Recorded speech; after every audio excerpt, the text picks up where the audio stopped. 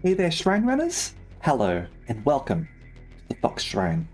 I'm Araxis, your host, and today we're going to be playing some more Please Be Happy. Hey there, Kailash. Hey, Ada. Hey, Shoma. Hey, Tiberius. Hey, Callista. Welcome. Hope you're doing all right.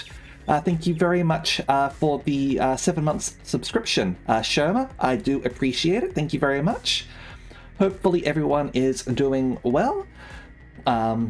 I've had time to wake up properly this time, which is nice.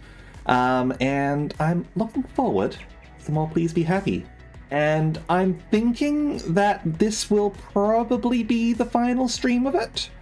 At the very least, it feels like we're coming in on the conclusion, unless for some reason this one's a lot longer than Aspen's or anything like that. We'll see what happens anyway. We will see what happens. Alright, let's get into the game, shall we? Alrighty then. So let's Already? Okay, let me grab my keys. Yep, so let's load things up over here. And where last we left off, as the title indicates, we found a sassy lost child, apparently, who has been sleeping in the library, stealing our food. But obviously, if they're like an orphan or something, like, you can't begrudge someone for stealing food, alright? That's something that people need to live. Juliet's waiting with a smile to greet me for breakfast. Good morning, my love. Did you sleep well? Morning. Actually, you'll never guess what happened. Yeah, I don't think she's gonna guess this one. I tell her about the events of last night. As I expected, Juliet seems more concerned about the girl's condition than she is the stolen food. Worry creases her brow as she serves us our meal. Did you see a blanket with food on it when you got home? No, I didn't. So I suppose she must have returned at some point then. Yeah. I look around the room. Once again, it's possible she's right here with us, but not revealing herself. Maybe I'll see her again. If I do, what should I say? Invite her to stay with us. I'm not entirely sure. I can only imagine that a child who has to steal food is living with difficult circumstances. But without knowing what those are, it's hard to say how we could help her. Obviously, the child's welfare is most important here. Or if she even needs help. That as well. Of course, Juliet goes straight to offering assistance without even having to think about it.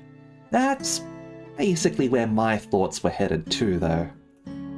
From the moment I stood upright, I had my survival instincts to keep me safe, and I was able to adapt to my new life as a thief pretty quickly.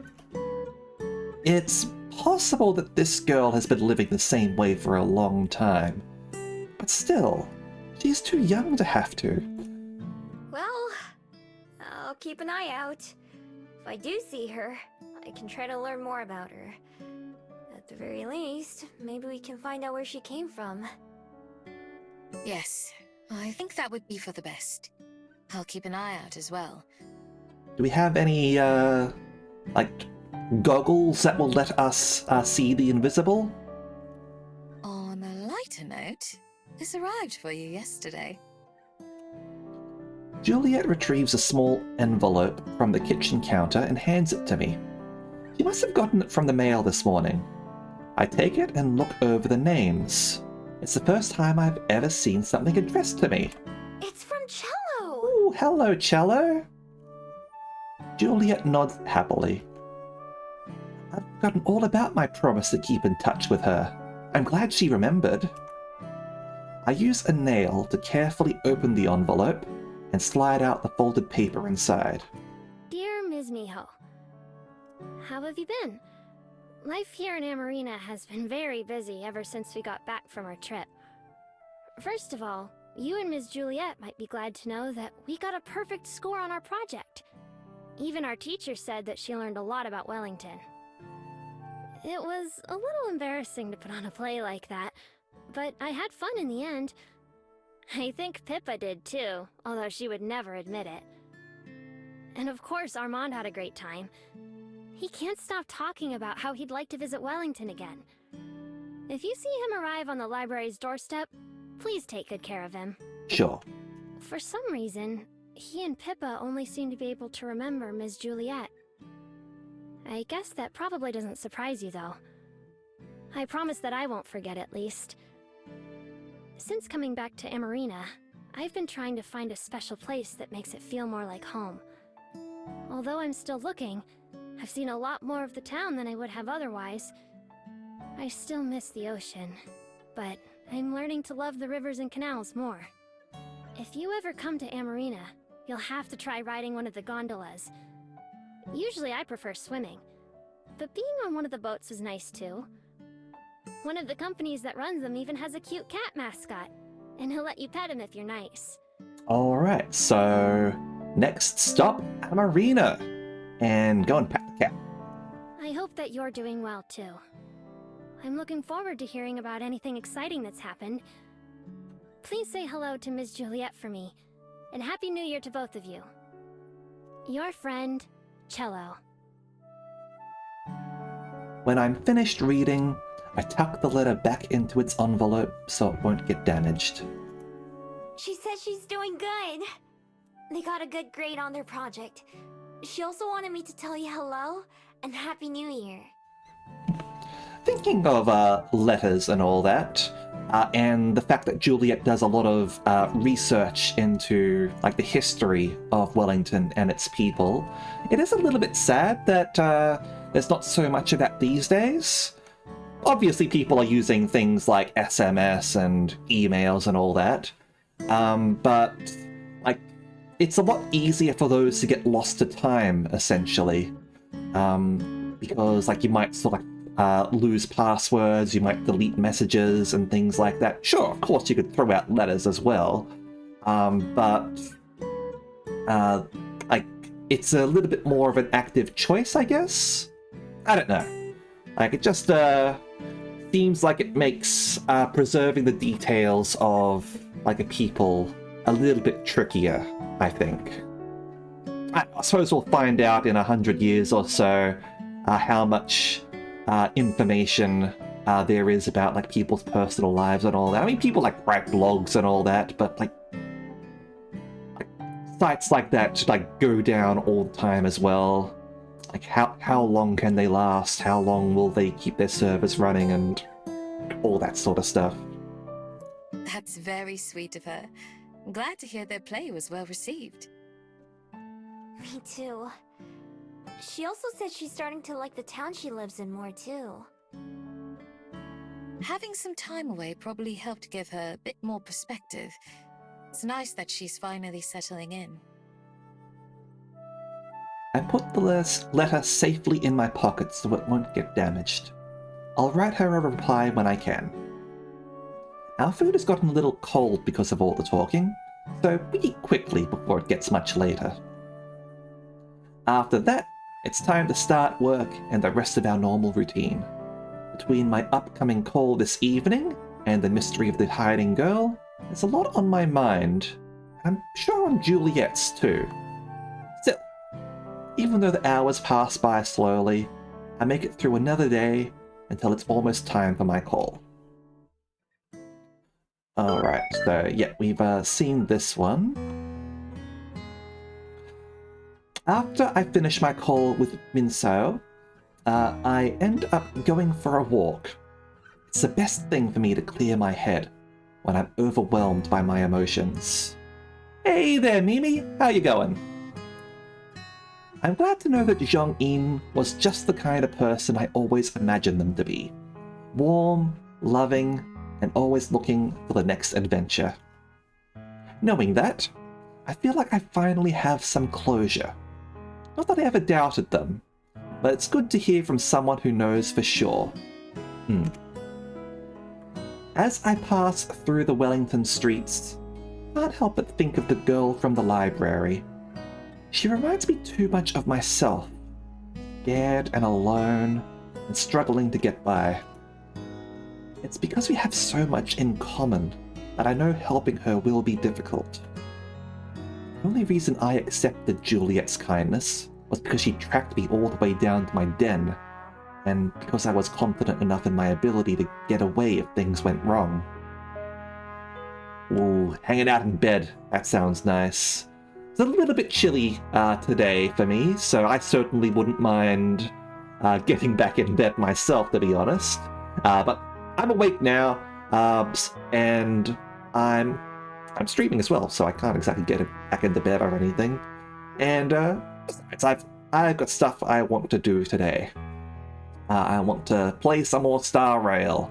I want to go through Limbus Company. I want to have something to eat. I want to have some lunch. There's things I want to do. All of them fun things. While that turned out to be the best decision I ever made, at the time, I was full of doubt. I can't really blame the girl if she feels the same way. Warm it up over a warm GPU. Absolutely. I mean, I suppose I could run a more intensive game to help warm up the room a bit more, right? Although OBS and VTube Studio certainly help it along. Alright, hopefully you're having fun with that, Kailash. Passing by the Bell House, an idea strikes me.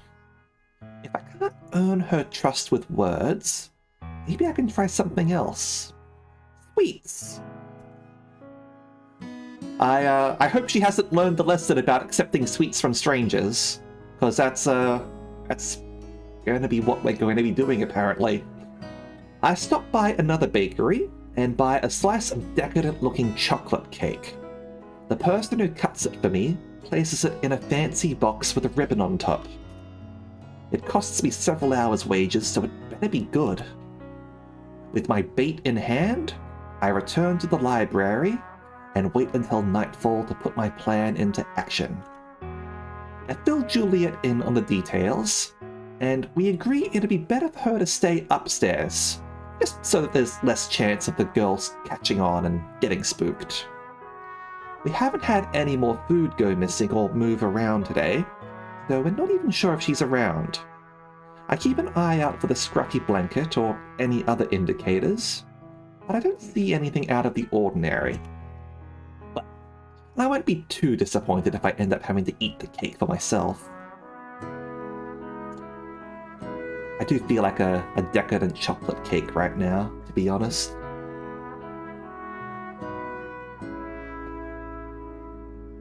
So I was just thinking if I wanted to actually go up to the cake shop and get some cake. Probably not the best idea. I don't know, actually... maybe?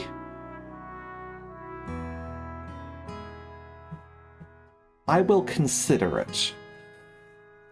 After finishing dinner, I take the slice out of the box and put it on a plastic plate. And then I put that back into the fridge.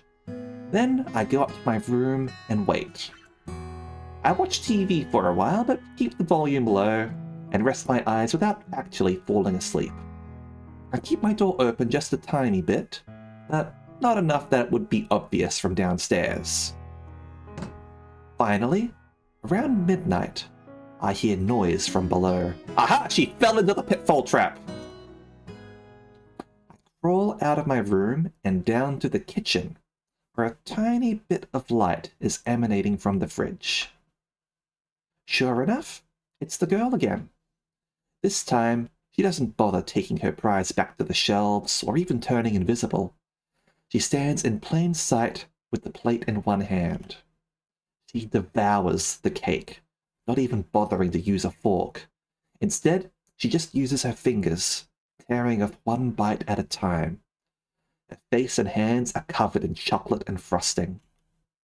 She's so distracted that she doesn't even notice me approaching, though I make sure to not block her off from the front door so she doesn't feel trapped. Hey. Her reaction is the same as yesterday.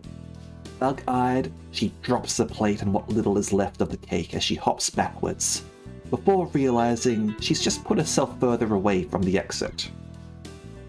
I stay still, other than holding up my hands to try to show her that I don't mean any harm. It's okay. You're not in any trouble. I bought that cake for you. I try to keep my voice calm and low, as close to how Juliet usually talks as I can manage. The girl whips her head back and forth, probably looking for anyone else who might be hiding from her, as she angles herself towards the door. She doesn't turn invisible, at least. I won't try to stop you if you want to leave, but I was hoping I could talk to you. I wonder if sitting down would help reassure her, because, like, in a sitting state, it would be harder to sort of, like, stand up and respond, right? The girl stares at me mistrustfully from the other side of the room. I wonder if she can even understand me. Lowering my hands to my sides, I maintain my distance, trying to look as not scary as possible. I'm gonna turn on the lights, okay? No response. I decide to just go for it and flip them on. Although she blinks at the sudden brightness, it doesn't make her run any further. You were hiding out in the library, right? And sleeping on the floor? More staring. I notice she doesn't have her blanket with her. It's okay. I'm not mad. Neither is Juliet, the other person who lives here. Maybe you've seen her around. At last, the girl gives a slow nod. Taking that as a good sign, I put on my friendliest smile. I did the same thing before. I was hiding behind some of the shelves and Juliet found me. I thought she was gonna kick me out, but she was actually really nice. Now I'm dating her. She let me stay in one of her extra beds and even gave me some food too. I bet you're so hungry, right? Even after the cake? Another reluctant nod. She hasn't moved at all since I started talking. I can make you a sandwich or something if you want. That's what Juliet made for me. Do you want one? This time, she doesn't respond. Just stares at me from afar. You don't have to if you don't want it. We just want to help you out, since it seemed like you might be in trouble. Finally, the girl points at me. Ain't you a wolf? I'm a fox. Am I... huh? Your ears. Wolves eat little girls. It takes me a second to process what she said. At least she can talk. Oh, no! I'm not a wolf. I'm a fox. Look. I hold my arms out and transform, shifting into a fox. The girl's eyes go wide again, even bigger than when she was running away. I turn in a small circle to show her, fluffing out my tails, but I don't get any closer. Then I change back. See? I've never eaten someone. Promise. And Juliet's a vampire, by the way. Don't worry, she doesn't bite people, she just eats blood bags. The girl watches me, trying to decide if she believes me or not. Even though she's so young, I can imagine what she must be thinking and feeling right now. Trying to weigh up the dangers of sticking around versus just getting out while she can. Wouldn't really blame her if she decides not to trust me. Even though I'm being honest, no way she could know that for sure. It's a dangerous world out there. I can change too. Watch. Taking a deep breath, she puffs out her cheeks and then disappears from sight. Whoa. That's really cool. Bet it comes in handy a lot, huh? She reappears, a few steps away from where she started. She nods. Before I started living here, I had to steal all my meals too. I would have loved to be able to turn invisible like you can. She nods again. I can see her relax a little bit, starching her shoulders, though I'm sure she'd still take off if I made one false move. I decide to keep going, and stop if it seems like she gets uncomfortable. Anyway, my name's Miho. What's yours? Lyra. That's a nice name. Lyra. That's a nice name. Mm-hmm. Do you want me to make you that sandwich?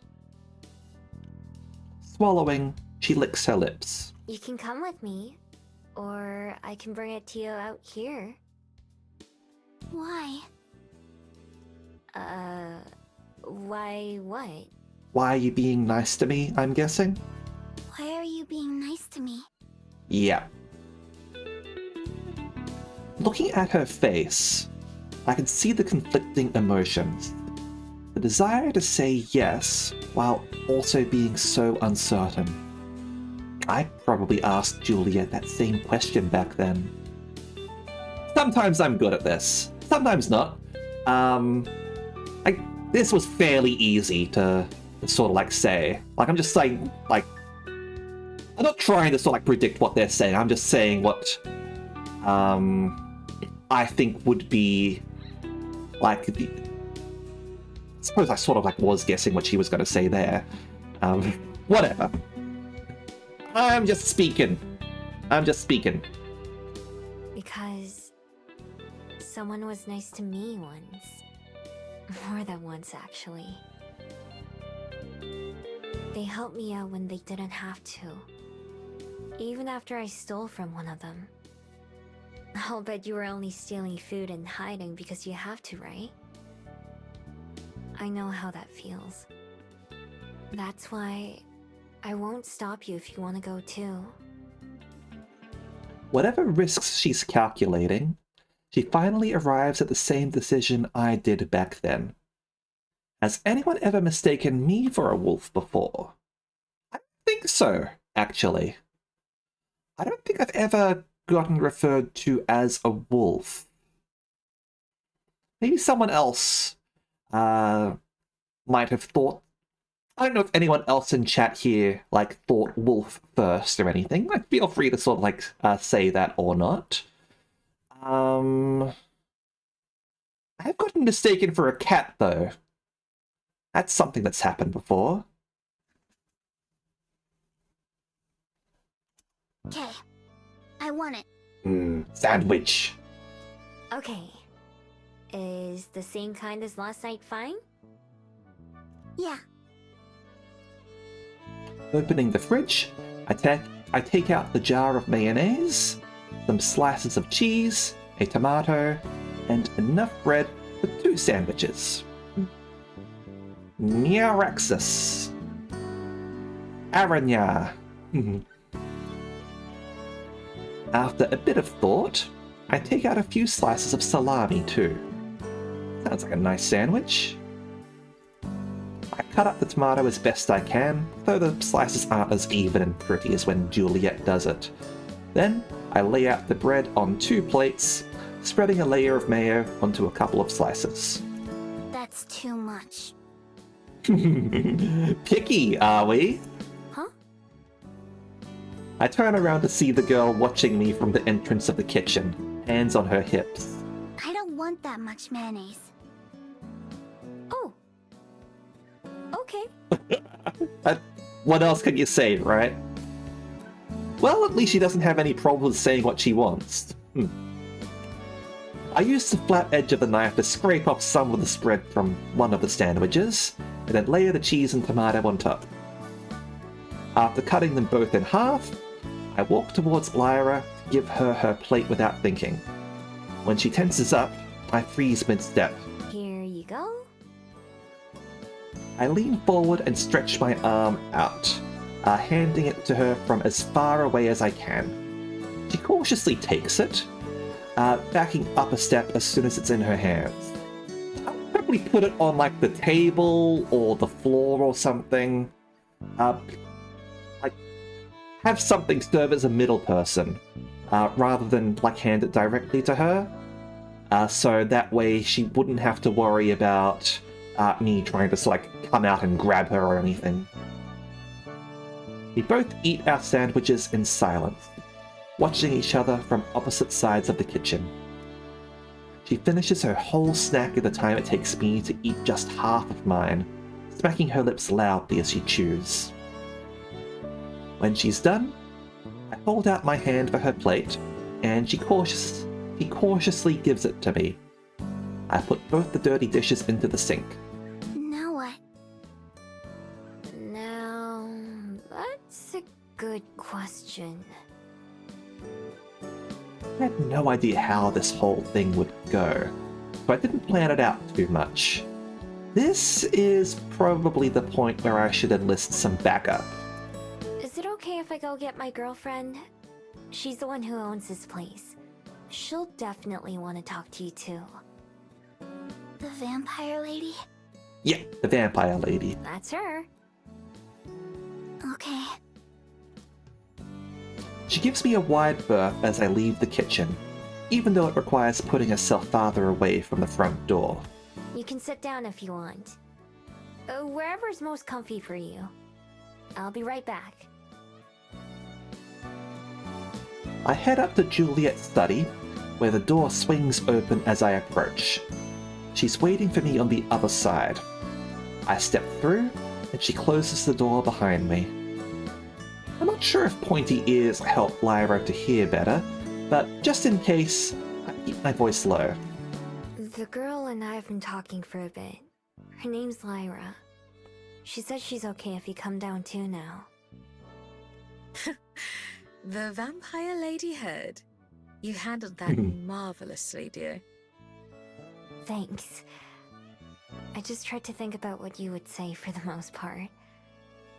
It helps that I know how she probably feels right now. I'm sure your sincerity helped a lot. For what it's worth, I don't think I could have done any better. Oh, I don't know about that. You're a lot better with words than me. And you do have experience taking in strays. Words aren't as important as intentions. And I'm sure she could tell that yours were good. What do you think we should do now? I didn't ask, but I'm not sure if she has anywhere else to go. Okay, then sleep well, Tiberius. Hope you have a good night's rest. Let's go downstairs and talk to her. I have an idea for tonight, at least. I follow Juliet back to the kitchen, where Lyra's taken a seat at the dining table. She tenses up as we approach, but Juliet also keeps a respectful distance. Good evening, Lyra. My name is Juliet. It's nice to meet you.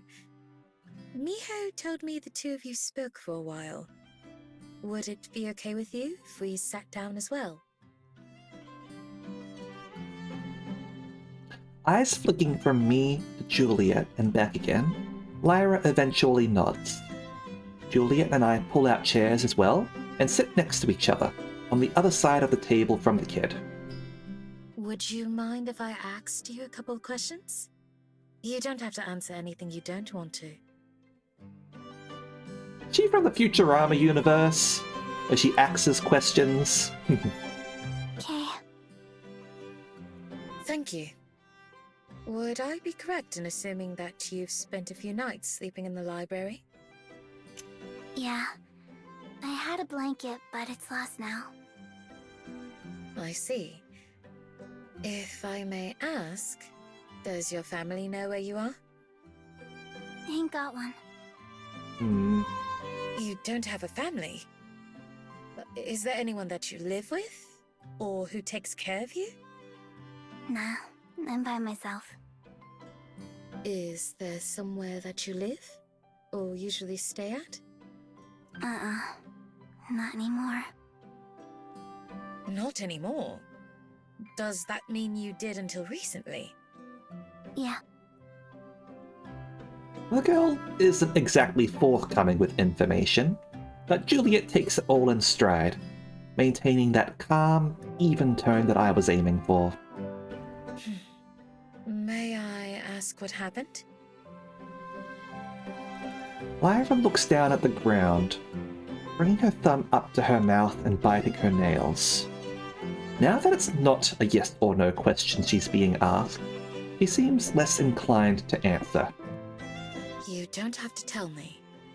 But if there's someone out there who may be worried about you, then wouldn't it be nice for them to know that you're safe?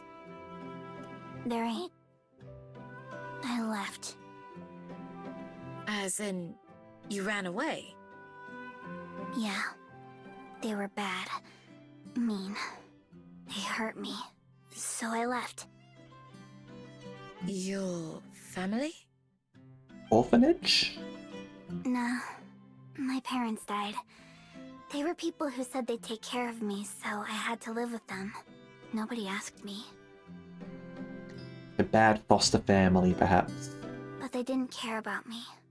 They told me that. Juliet and I exchange a look. Lyra says all these things so matter-of-factly, still looking at the ground. I'm so sorry to hear that. Both about your parents and the awful situation you were put in. I'm very glad you were able to get away. Really? You believe me? For the first time, there's a flash of excitement from the girl. It's impossible to know if she's telling the truth, but we don't have any reason to doubt her. At the very least, it would make sense why she's so skittish. I don't see why I shouldn't. I tried telling people, but they didn't listen. Said I was making it up, but I'm not. For the first time since I started talking to Lyra, she raises her voice emphatically. Her fists are clenched, and she looks at both of us, like she's trying to see if we mean what we say. I've met plenty of mean people too. I know how awful they can be. Sharp glare slowly dissolves as two big tears well up in the corners of her eyes. The lower lip quivers. Nobody ever believes me. There. You're safe now. We believe you. It's definitely sad when our children aren't believed. I expect her to start crying, but Lyra manages to keep it together. She wipes away the tears and then goes back to glaring. I won't go back there. No one can make me, so don't even try.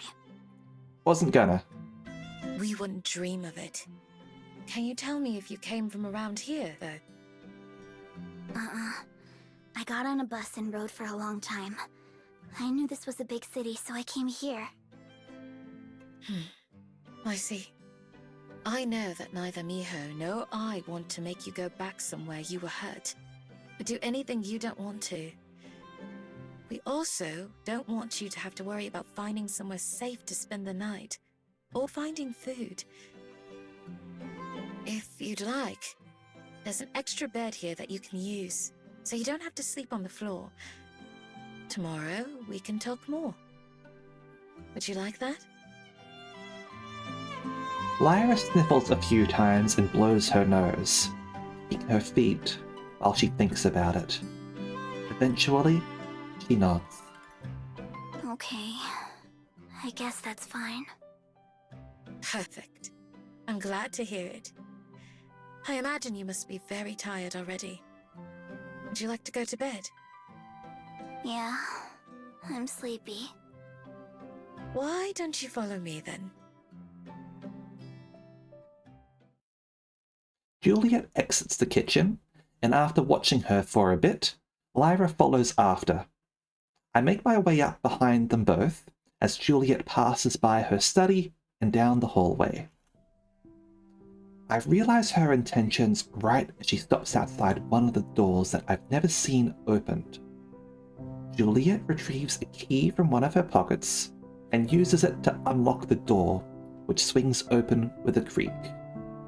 I mean, that might scare her a little bit, knowing that the door can be locked from the outside. Well, we'll see. It reveals a bedroom. A well-made bed with green covers sits in the corner beside a desk and dresser with a mirror. A shelf of books leans against one wall, across from a window with the curtains over it. Dust permeates the room. It must have been untouched for years. Juliet goes and fetches some rags to wipe everything down, and deftly changes the pillowcases and sheets while Lyra and I stand nearby. I would offer to help, but I think she'd be faster without me. When the room is ready, she faces Lyra with a smile. Here you are. Do you need extra pillows or blankets? Lyra shakes her head, eyes fixed on the bed, rather than on Juliet.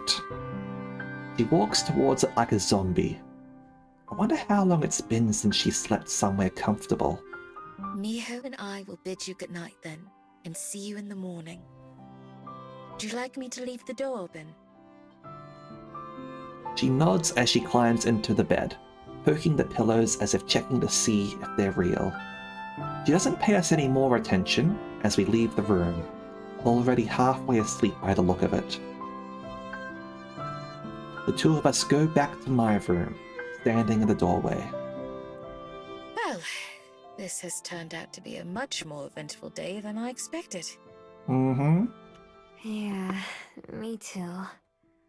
I figured she had just run away from home or was playing a prank or something. I wasn't expecting her to have had such a rough life already. That was, optimistic thinking, Miho. I was definitely thinking something along these lines. Indeed. I felt my heart break at her words, sparing as they were.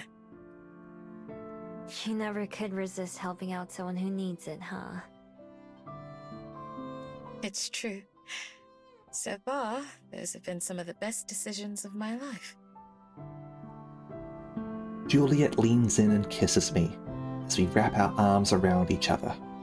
I know we're both thinking the same thing. There's going to be a lot to talk about tomorrow. When we part, Juliet presses her forehead against mine. Shall we resume this in the morning, then? Yeah, sounds good. This part too. I give her a quick follow-up kiss for good measure.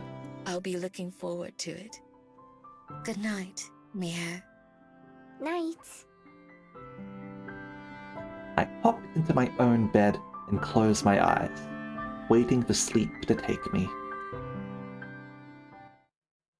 When I wake up, the first thing I do is tiptoe down the hallway and poke my head into the room where Lyra is staying.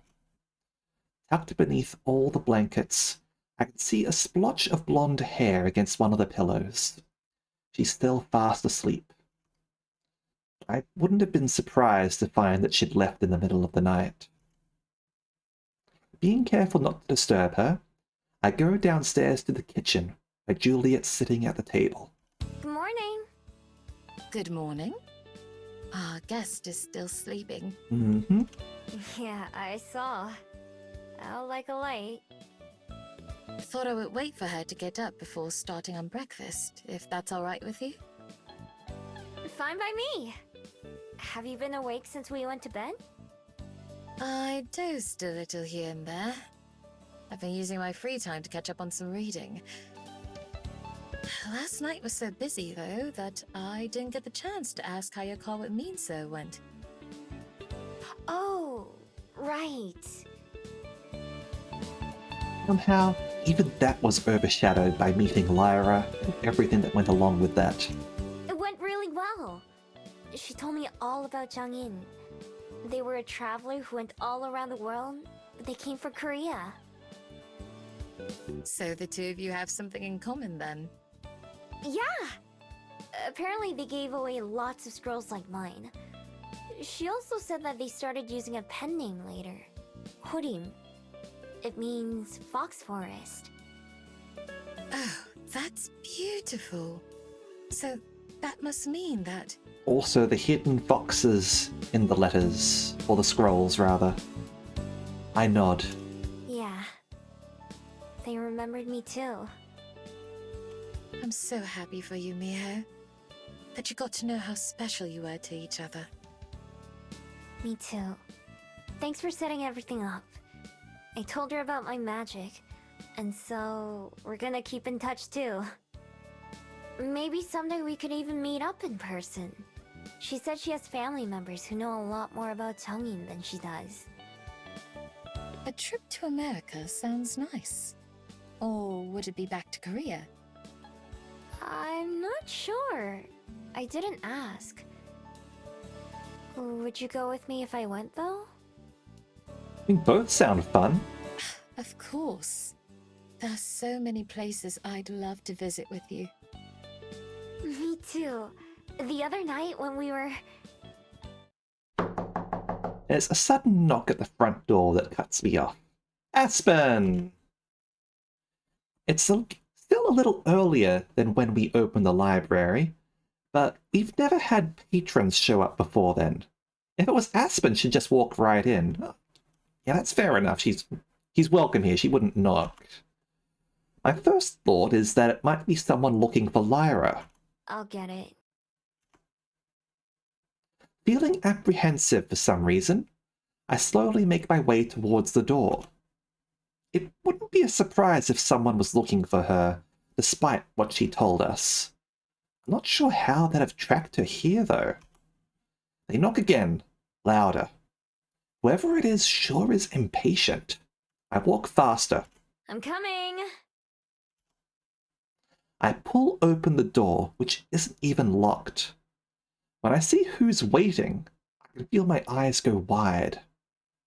The knocking made you look at the door. Very realistic knocking, certainly. Silver?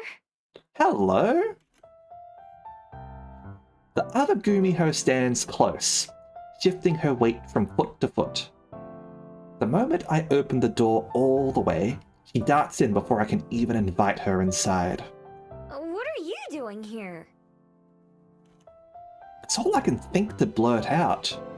While I was sure I'd see her again at some point, I expected it to be at night like usual. This is only the second time that I've seen her out during the day. Taking her typical approach of ignoring me, Silver just looks around, similar to the last time she came here. Finally, her restless gaze settles on me. I came to fulfill a promise. Letting me know that you're leaving, right? Promise? As I speak, my last words to her on Halloween come back to me. I understand all at once. Oh, you're leaving? She nods. Just then, Juliet emerges from the kitchen. Silver tenses up when she sees her, but then relaxes. I'm reminded of Lyra yesterday. Ah, Silver. It's very nice to see you again. Silver stays silent. We're not exactly the most talkative group. And this, you know who Silver reminds me a little bit of? Asta from Fate's Stay Night. At least in terms of, like, attire? Because, like, very much most of the time, she's, like, wearing, like, that deep hood, so you don't get to see, like, most of her face or anything like that. But, like, eventually, like, you do get, like, see her face and all that. And it's, It just sort of reminds me of that a little bit. I even sort of like wear similar, like, casual clothing.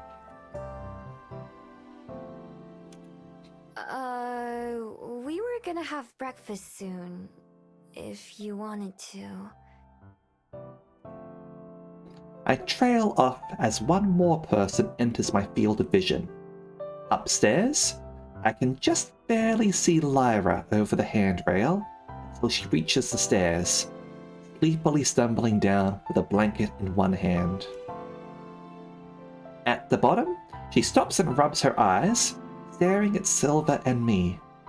Between the four of us, I'm not sure who must be most surprised to see whom. You ain't a wolf, are you? No, she's a fox. No. Are you? At least Lyra gets an answer.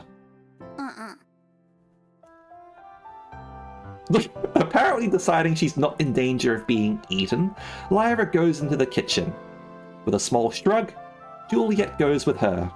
I almost tap Silver on the shoulder, but catch myself and clear my throat to get her attention instead. Wanna go talk outside? Alright, she nods and I lead the way out. Is this where it's just stuff we've seen before? Doesn't seem to be. Even without her shawl, Silver looks out of place in the sunlight. She belongs in the woods, under the moon. Who is the child? Her name's Lyra. She was hiding out in the library and stealing food. So we told her she could sleep in one of the spare beds. The three of us were gonna have breakfast soon. You can join us if you want. I already know her answer before she even shakes her head. No. I simply came to keep my word. You have a strange choice of hobby when it comes to taking care of others. Is that weird? To me, helping out Lyra seemed like the obvious thing to do. It didn't even feel like a choice I was making, just something that needed to be done. But half a year ago, I probably would have felt the same way as Silver does. I guess it is something I've gotten used to. How very like you. Is that a good thing? Silver thinks about it for a bit. It is just a thing. It's not a bad thing. I'll take it. Coming from her, that's about the best I can hope for. Silver glances at me, and then suddenly reaches for my throat. Instead of trying to strangle me, which is the first thought that crosses my mind, she grabs my necklace and inspects my bead. For someone who hates being touched, he doesn't seem to have any problems when it comes to my personal space.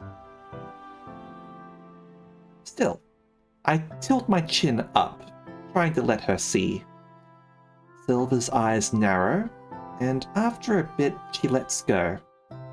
As it falls back into place, I instinctively put a hand against my necklace. So, it's almost your time. Yeah. Although, I don't really know what to expect when I'm ready. What do you mean? When I swallow it, sometimes, if I focus, it makes me think about the clouds or the trees. But I don't know what any of it means. What being a Chono means. I barely know about being a Gumiho. Silver laughs. You still haven't figured it out. I just told you I haven't. How do you know all this stuff anyway? It's simple. I don't doubt myself. Would it kill you to just give me a straight answer sometimes? Oh, Silver. In this case, it's the only answer I can give you. Besides, you're closer to the truth than I am. Silver holds her arm up, putting her shining bead into full view. For the first time, she holds it where I can see it properly. Though my bead is plain and round, nearly identical to the non-magical ones on my necklace, hers narrows at the middle and then widens again, like an hourglass. A few colourful bands run across it, almost too narrow to see. There's a red one, a blue one, and even a silver one. When I squint, I can even see a faint spring green one as well. There are others, but I can't see what they are before she lets her sleeve fall again, hiding the bracelet. It's why I'll be leaving tomorrow. Just as your path has led you here, mine now leads me away. Tomorrow? I figured you were gonna be going soon, but not that soon. There's nothing left for me here. It's time I was on my way again. Oh. For as long as I've known her, I've hoped I could get through to Silver somehow. Help her see some of the things I was blind to myself. Especially now, as we're just starting to become friends. Or maybe now that we've been friends for a while? Either way, I wish she would stay. But just like when Juliet was contemplating leaving, I can also understand why she feels like she has to go. And unlike Juliet, there really isn't anything else tying her down to Wellington. Perhaps we'll meet again someday. Her tone is unusually gentle. I wonder if she'll miss me too. Can I, get your Discord, please? The sky is vast, and the road is long. Our paths might cross again. I hope so. Let me come with you tomorrow to see you off. Please. She closes her eyes, thinking. Fine. I'll fetch you in the morning. Early. Be ready. How early? I will. Silver takes a step down, signaling an end to our conversation. But before she leaves, there's one thing I want to know. Yeah, she's very insular.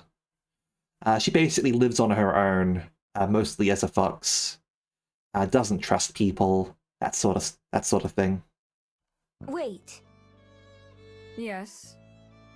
the girl you just saw in there, Lyra. What color was she? Silver's lips curve into a wry smile. As hopeful a blue as I've ever seen.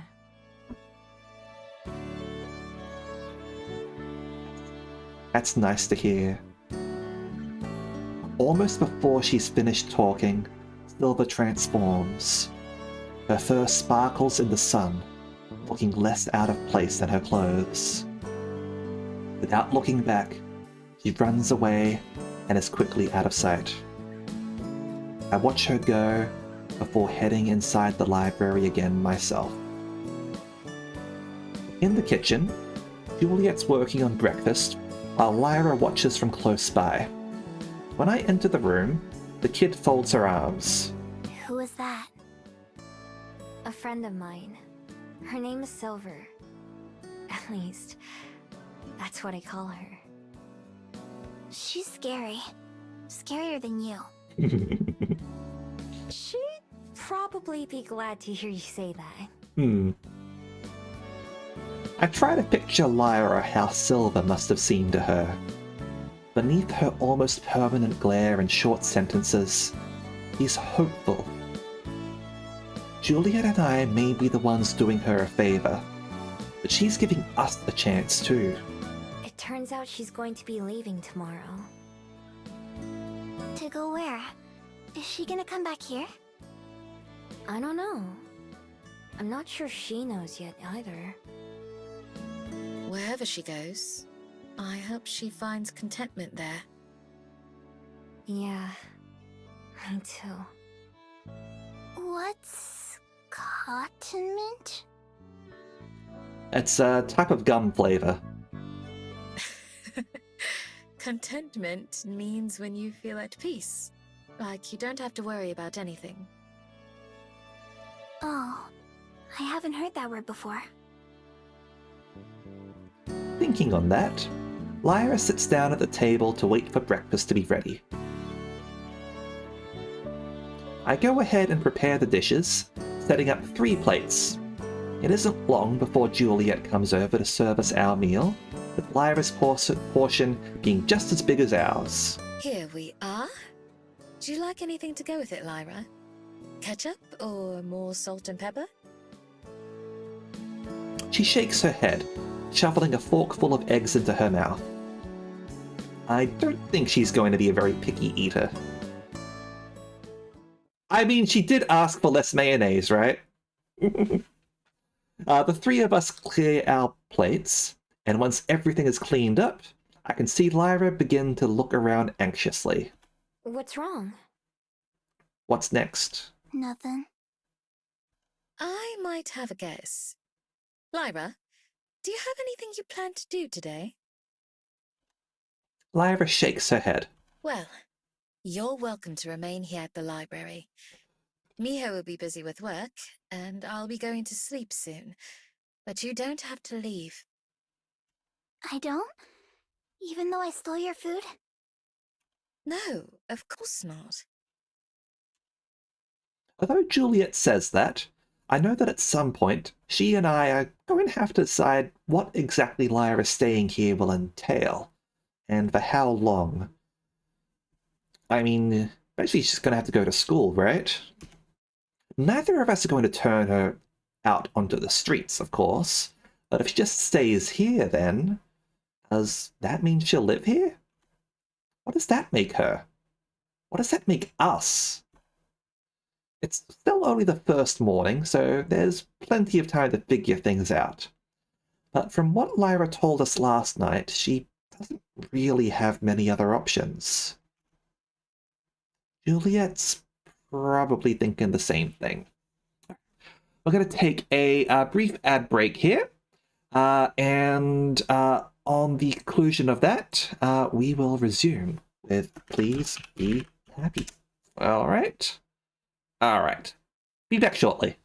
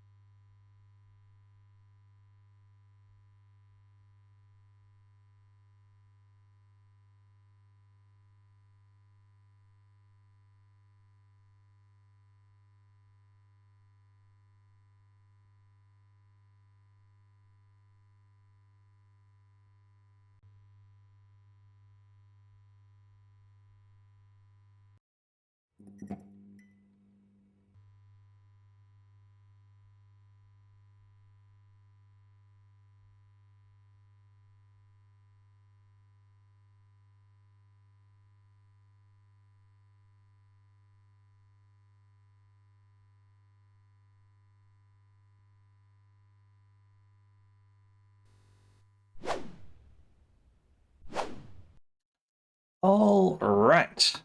Let's get back. The game just crashed. The game just crashed as I was coming back. That's not right. That's not right at all. Let's start the game back up, shall we? It didn't want us to be happy. It didn't want us to be happy! Alright, hurry up, game. Come on. Here we go. Please be happy. I would if you'd stop crashing. Alright. Oh yeah, that's what happened. Like over here. And I suppose fast forward. And hopefully it fast forwards to the right spot. Here we Wait. go. Yes, The girl you just saw in there. Okay, so as hope. a little bit further. I've got to go manually now. It folds her arms. Yeah. It turned. Okay. I don't know. Wherever she. Yeah. What? Oh, I haven't. Okay. Here we are. Keep on What's going. Nothing. Well, I don't. no, of course not. Does that mean she'll live here? What does that make her? What does it make us? Yeah. Juliet's probably thinking the same thing. Hey Lyra, do you like to watch TV? Sometimes. I like cartoons, but I couldn't watch them much. I have a TV up in my room if you want to use it. You can watch all the cartoons you want. Her eyes get huge, looking more excited than when she was offered a place to stay. Oh. Really? Is that allowed? Yeah, come here. I'll show you. All three of us head to my room and turn on the TV, flipping to one of the kids' channels I can remember. Within minutes, she's all set up on my bed, totally sucked into the show. Juliet and I step out into the hall. We should probably talk later, huh? Probably. Yes, once I've had a chance to rest and refresh myself. You've been up since everything started. I'll bet you're as exhausted as she was. Perhaps a little. Will you be alright for the day? If you have other things to attend to, I'm sure she'll be fine here. I don't think she'll be leaving that spot. We both glance into my room. Lyra's wrapped my blanket around herself, still entranced by the TV. We'll see. You should go rest, though. We can figure it out more tonight. Alright. Until then, my love. Sleep well. With a hug and a kiss, Juliet leaves for bed, and I go back downstairs to try and have as normal a day as possible. After the library has closed for the evening, and I'm in the middle of cleaning up, Lyra finally comes downstairs. Just like this morning, she's dragging a blanket behind her, only this time, it's mine. I'm hungry. Alright. You can have anything in the fridge. Or I can make you a sandwich in a bit. Okay, I'll go look. She wanders into the kitchen alone, and I can hear her rifling through the fridge. Giving someone permission to do things is a new experience for me. A single day at the library has already made her a lot more comfortable. I guess she never had a problem with taking food, though. She spent most of the day watching TV in my room, and also chose a couple books from the kids section to read. And because she's so quiet and keeps to herself, I could almost forget that she's even around. I peek into the kitchen to check on her. Lyra's sitting at the table with a book open in front of her and a bowl of cereal beside it. Yeah, she fits in just fine here. Leaving her to her snack, I go upstairs and find Juliet in her office. Ah, Miho. I was just about to join you downstairs. How's our guest? She's having Brynner right now. Eating in the kitchen. She seems right at home. She does, doesn't she? It's kind of hard to place Juliet's tone. Amused, with a touch of sadness. I figured me and you should talk about things before it gets too late again. Yes, that's a good idea. Would you like to sit down? We take our usual positions around her desk. I looked online, but I haven't seen any missing person reports or other indications that someone's searching for her. Usually, if a child were to disappear, it would be all over the news. But in this case... There's nobody looking. As far as I can tell, yes. Which would line up with what she told us about running away. That's so sad. She's just a little kid. There should be somebody who cares about her. I fully agree. She mentioned that her parents passed away. Perhaps she has other family out there that we could locate. You can get like a surname, that might be able to help. It's difficult with so little information to go by. Right. Wouldn't they have taken her in when her parents died, though? There's that as well. Maybe we should just ask her. Yes, perhaps. Although, I suspect she would have told us already if so. That's true. Well, for the time being, it's no bother having her here. There's more than enough space. Right. That room that she's in now, though. It was Cosette's, wasn't it? It was indeed.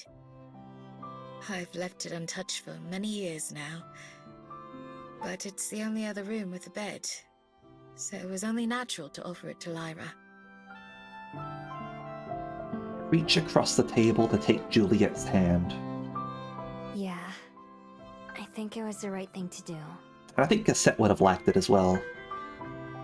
We haven't talked about Cassette much since that night at her grave. Still, I know she's on Juliet's mind all the time. I'm sure that just unlocking that door and letting Lyra in was more difficult than she lets on, even if it was the logical choice. I hope it's also a good sign that she did it in the end. The sadness in Juliet's eyes as she smiles at me is the only confirmation that I'm right. I don't blame her at all, though. Despite everything we talked about, it'll take a long time to heal. Something Silver told me this morning was that Lyra seemed hopeful. She's really good at reading people, so I believe her. Is she feeling emotional, Kailash? And it's alright to feel emotions when you're sort of like hearing stories and all that. It's cathartic. I'm glad to hear that. Can't be easy to be in her position. Nodding, I stand up, intending to go downstairs and reassure Lyra that she can stay here again tonight. I like it when a story's able to make me tear up. I've definitely cried a few times on stream while playing a particularly moving game or something along those lines. However, I only manage to take 2 steps before I bump into something soft and invisible. Lyra pops into vision as she stumbles backwards. I barely manage to grab her shoulder to keep her from falling. Juliet makes a sound of surprise at her sudden appearance. Ducking away from my hand, Lyra turns and runs. Hey, it's okay if you were listening. You're not in trouble. Just outside the study, she skids to a stop, looking back mistrustfully. I'm not? I always got yelled at for eavesdropping. Eavesdropping. No, child. I can't fault you for listening in when you're being talked about.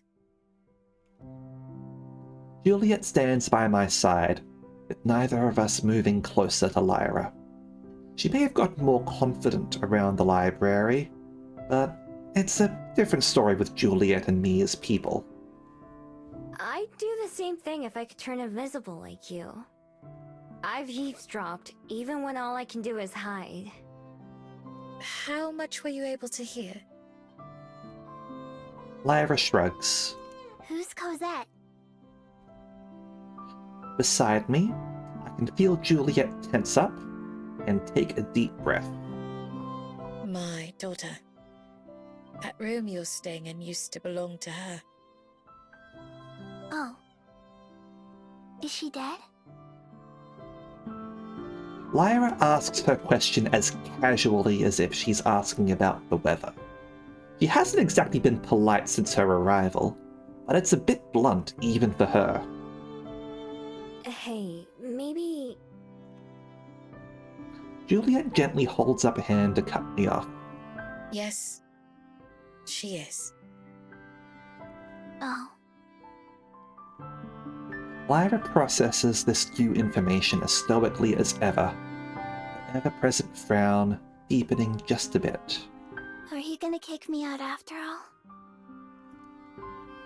Juliet and I exchange a wide-eyed look. I can't blame her for worrying about that. Oh, heavens, no! Although we were wondering if you had any other family out there who might be missing you. Brothers or sisters of your parents, perhaps? Or grandparents? The girl shakes her head. It was just me and my mom and my dad. I see. Well, you can stay here for as long as you need to. We won't make you leave, I promise. Okay.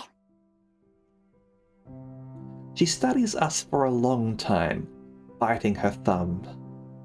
I imagine the blue glow that Silver must have seen around her. Thank you.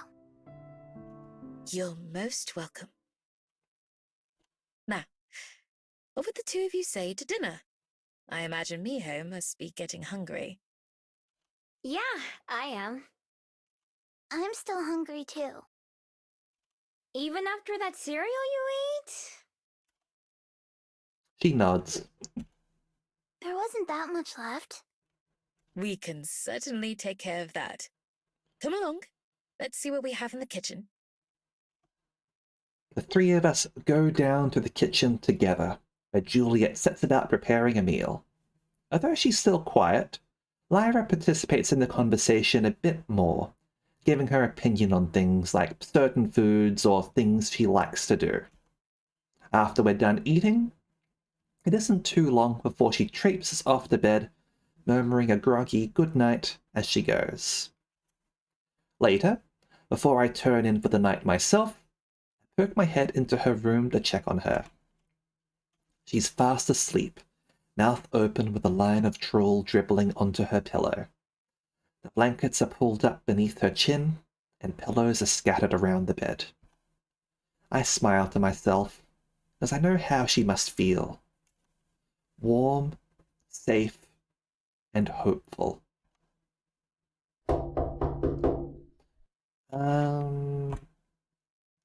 Yeah.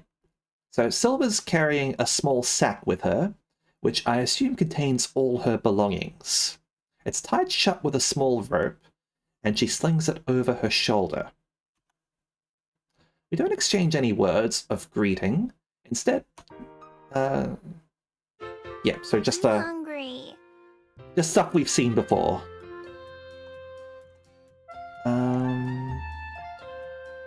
Yeah. Okay. Wonder why it's sort of like paused there for a little bit anyway. I don't know. So. You're always hungry. She's like a cat. So? Never been fed in her life. Fair enough. Lyra finds me in the library almost the moment I'm done cleaning up, and I follow her to the kitchen. Takes a seat at the table expectantly, while I go to the fridge and pantry to see what we have. The part of the evening where it would make more sense to have dinner instead of a snack. Juliet's upstairs and would probably come prepare something if we asked her to. But I'll cook us something. that decision is probably meaningless to Lyra, who just nods indifferently from the table. But it'll be a first for me. I've watched Juliet make food enough times that I should be able to pull off something simple. Like when I cooked breakfast for myself a while ago. As long as I pay attention to what I'm doing, it can't be too hard. I hope. I get a box of pasta, a jar of sauce, an onion, and a pack of meat. This should be everything I need. First, I fill up a pot of water and put it on the stove to start boiling. Then I grab a cutting board and a knife and get the onion ready. It rolls around a lot and my cuts come out all crooked, but I eventually manage to slice it. Very carefully, I chop them into even smaller bits. You're getting onion on the ceiling. I look up. He's right. A couple chunks are stuck from where they flew off of the knife. Maybe I was moving the knife a little too fast. Well, at least we haven't burnt the library down. It'll fall off eventually.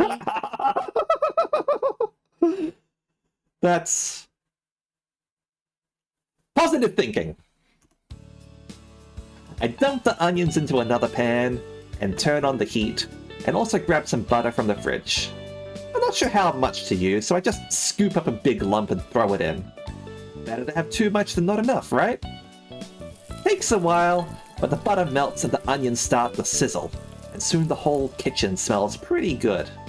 I also dump the noodles into the water, which is boiling by now, and set the timer like the box instructs. Not sure how to tell when the onions are ready, so I just let them cook until I get bored of waiting, and then I dump the meat in with them. It also sizzles loudly when it hits the pan, and I hurry to spread it around with a spatula. As I'm cooking that, Juliet enters the kitchen. My, something smells delicious. Hey, I'm cooking dinner. I think. Positive thoughts! Juliet beams with delight. It looks like everything is coming along wonderfully. I can't wait to try it. Me too. I'm still hungry, you know. Yeah, that's why I'm cooking. Yeah. Having the two of them both watching and waiting adds some pressure to the situation. I use the back of my hand to wipe the sweat off my forehead. Anything over the hot stove gets uncomfortable fast. My timer for the noodles goes off while I'm still cooking the meat. Parts of it are getting dark brown and crispy, while other parts are still pink, so I keep mixing it around. Just make sure you let them actually cook as well.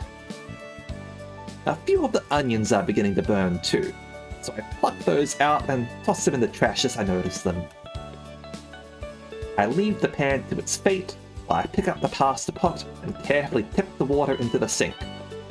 Steam rushes into my face, and I have to lean back as I let it run out. Only a handful of noodles fall into the sink, which I'm willing to consider a success. Not using a colander, I see. Very brave of you, Miho. I cross my fingers and hope that the meat is done. I can't see any parts that look raw, at least. Grabbing the jar of sauce, I unscrew the lid and then dump it all into the pan before mixing that around. Combined with the red sauce, the burnt onions and crunchy meat doesn't really stand out too much. I hope that's true for the taste too.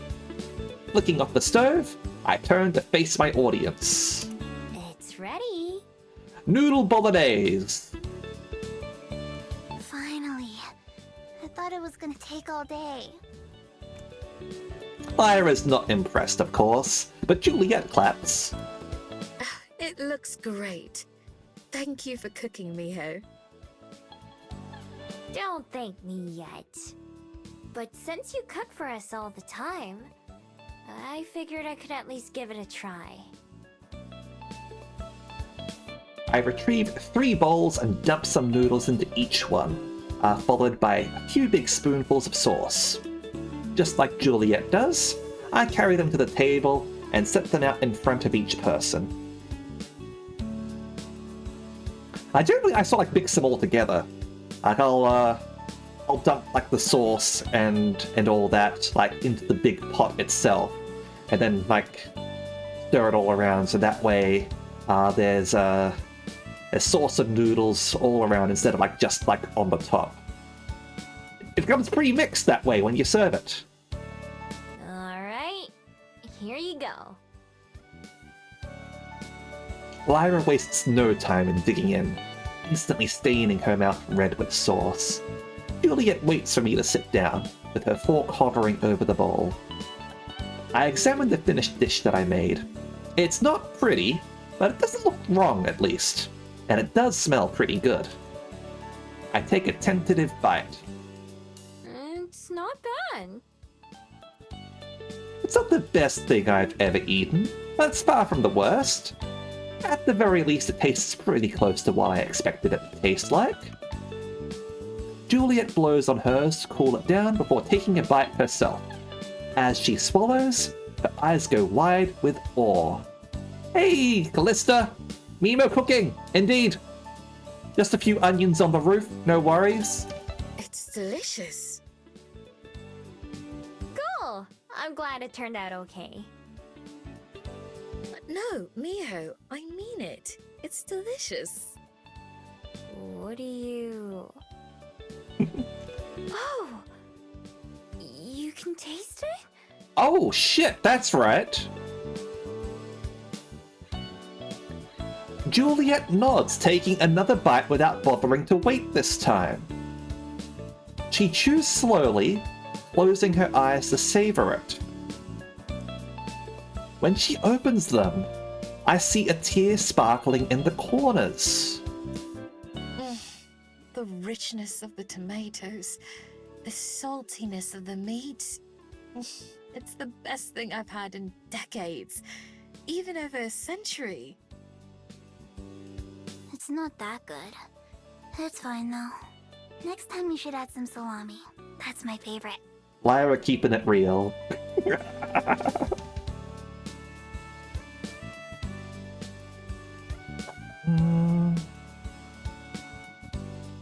Would I add salami to, like, spaghetti?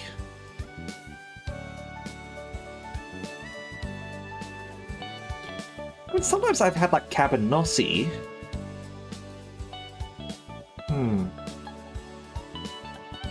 I don't see why not, at the very least. Give it a bit more of, like, a pizza-y sort of, flavor, I guess. Whatever. Mediocre or not, Lyra finishes her bowl in record speed, and then gets up to serve herself more. That's amazing! I wonder why. I didn't do anything that special to it. The power of true love! I'm not sure either, but I certainly can't complain. Juliet also gets seconds, and then even thirds. It's only enough for me to have one bowl, but that's fine by me. Seeing the joy on Juliet's face is more rewarding than an extra full belly. Using the edge of her fork and a spoon, she manages to scrape up every last drop. Her dish is so spotless, it looks like it could go right back into the cabinet. Ah, she licked the plate clean. Guess this means I gotta start cooking more often, huh? Juliet laughs and nods. I'd like that very, very much. After months of practicing... Oh, that's right. Oh, hold on.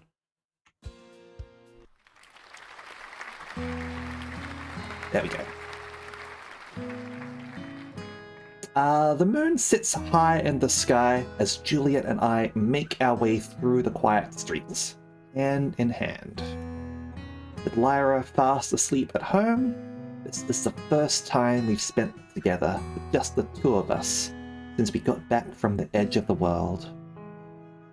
We catch a shuttle to the nature preserve from the same place I boarded it last time, and just like our shuttle to the edge, it's almost devoid of other passengers.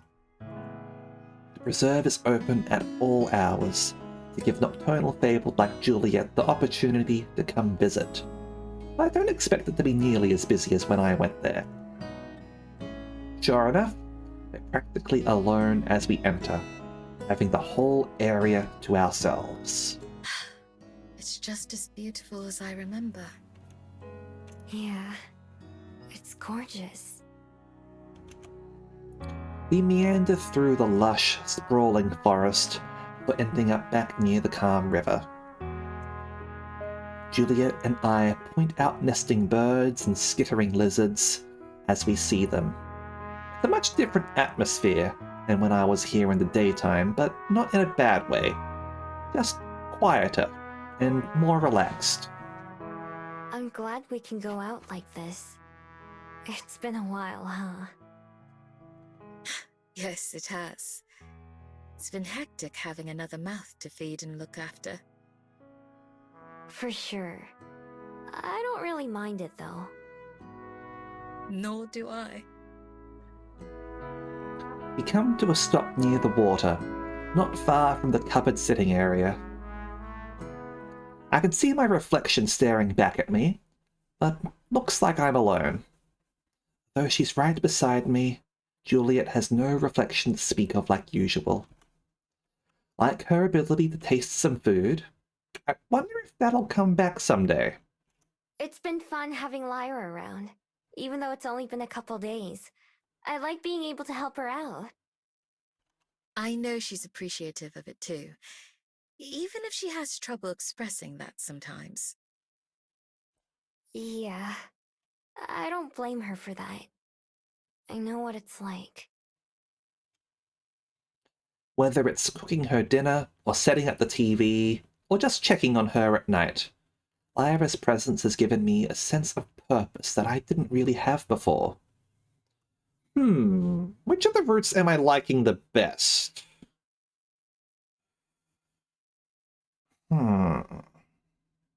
That's hard to say, Kailash. Both of them sort of like explore different themes.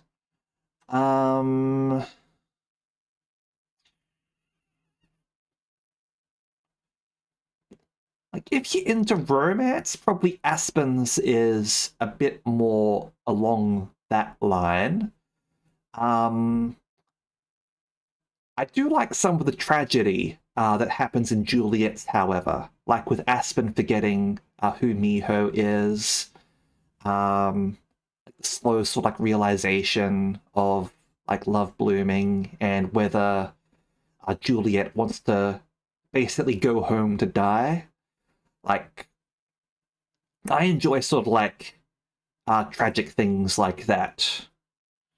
And it's also a little bit more supernatural as well, which is also another thing that I like. I'm not saying that I don't like Aspen's route. Like, far from it. I quite enjoyed it. But like this whole sort of like story of like becoming like a published author and all that, a bit more grounded certainly. Whereas, as I said, like I particularly like fantasy and magic and like sci-fi and stuff like that. So this one's got a little bit more of that. So this one's like appeals to me from that side of things. She's shown that she's capable of taking care of herself, but she's still choosing to rely on Juliet and me. I keep thinking of that hopeful blue glow that Yunbi described. If Yunbi had seen me back when I first came to the library, I probably would have had the same color surrounding me. Tonight, Lyra went to bed without needing any reassurances that her time at the library was limited, and she even complimented the meal that Juliet prepared for dinner. Just like I did, she's settling into a routine. What are we gonna do about her? I ask quietly. Juliet doesn't answer at first. I know that she heard me. She's probably thinking about it too. answer seems obvious, of course, but also huge, life-changing, for more than one life. I want her to stay. I know what that means. At least, I kind of do. You would know better than me, since you've been through it before.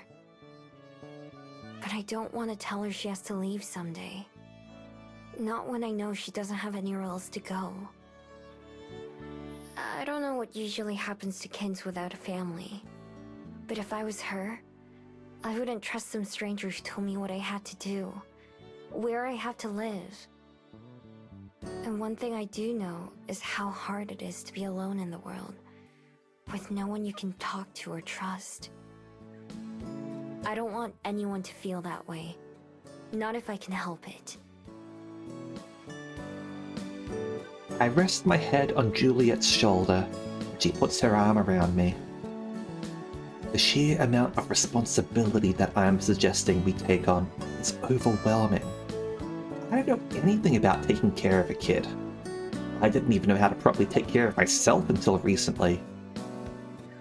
There's so much that I'm only vaguely aware of. School, clothes, chores. I never had a childhood or grew up in a normal sense of the word. But none of that matters. What's important is that Lyra's here, and her future is in our hands.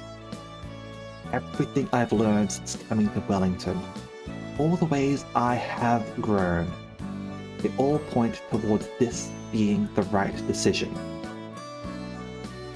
Beside me, I feel Juliet slowly nod. In the end, it's not our choice to make. What's most important is what she wants. It's a cruel fate that dealt her this hand in the first place. Someone so young shouldn't have to make such a huge decision. But we can only play with the cards we're given. If being with us is what Lyra wants, then I would be happy to oblige. The road will be long and difficult. There will be tears and frustrations on both sides, I'm sure. And I'm sure it will take some time before she can fully trust and accept us, as it should. But I know there will also be smiles and joy, little things and big things that make the difficulties worth enduring. If that's something that she's prepared for, as much as she can be, and that you're prepared for too, Miho, then I want her to stay as well. I lift my head to look around. All around us are the reminders of many lives, big and small. From the chirping crickets and croaking frogs, to the other park visitors who pass us by. All of them, all of us, exist together here, under the same moon, breathing the same air. I used to take these connections for granted, just like I did my everyday existence.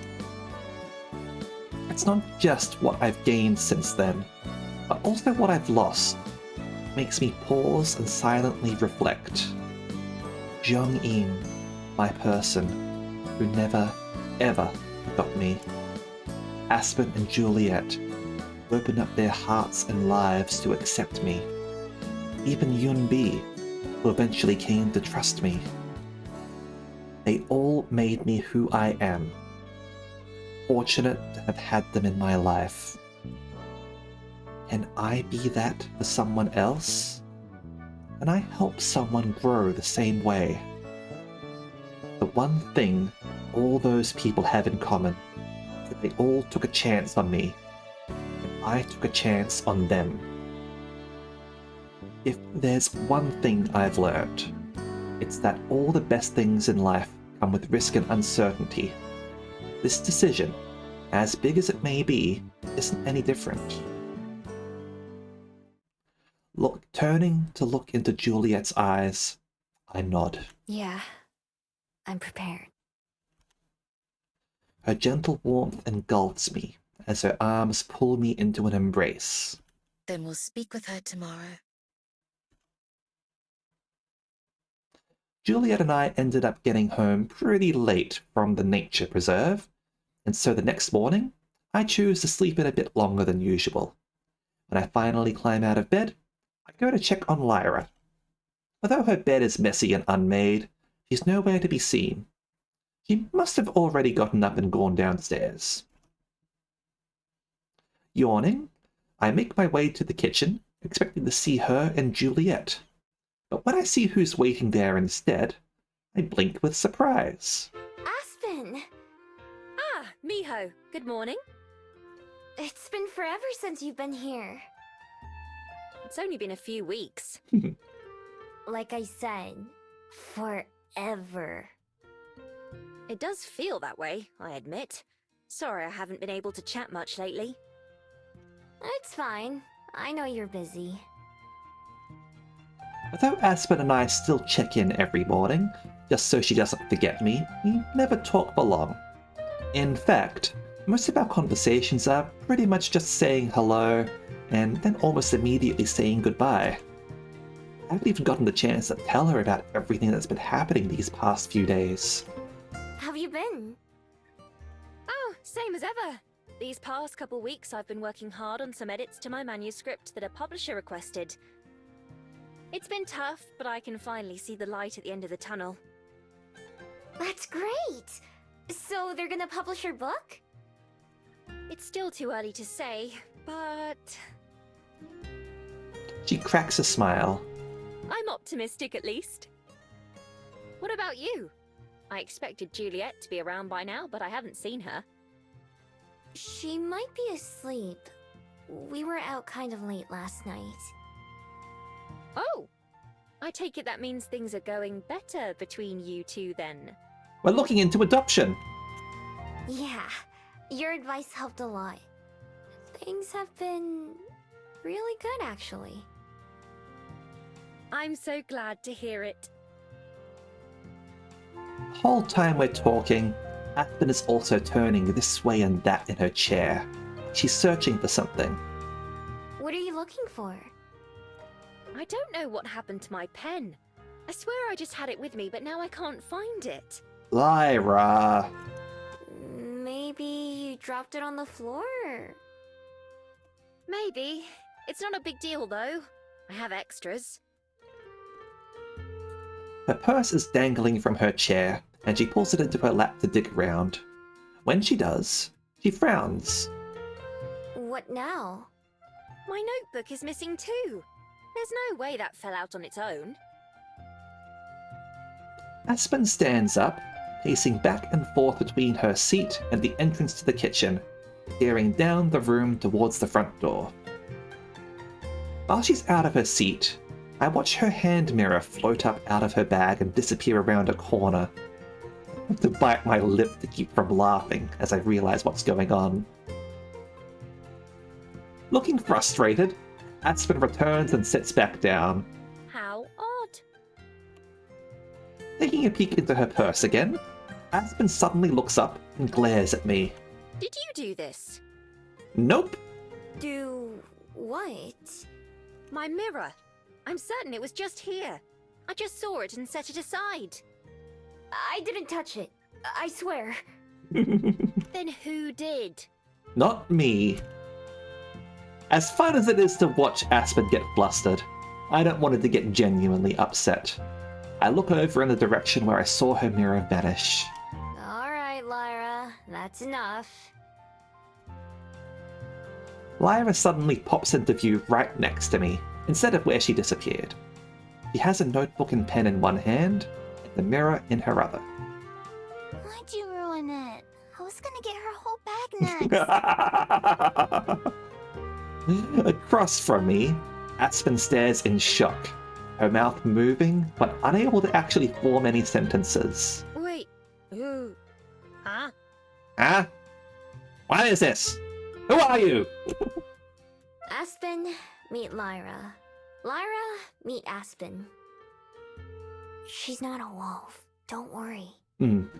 Important to say. Lyra rolls her eyes at me.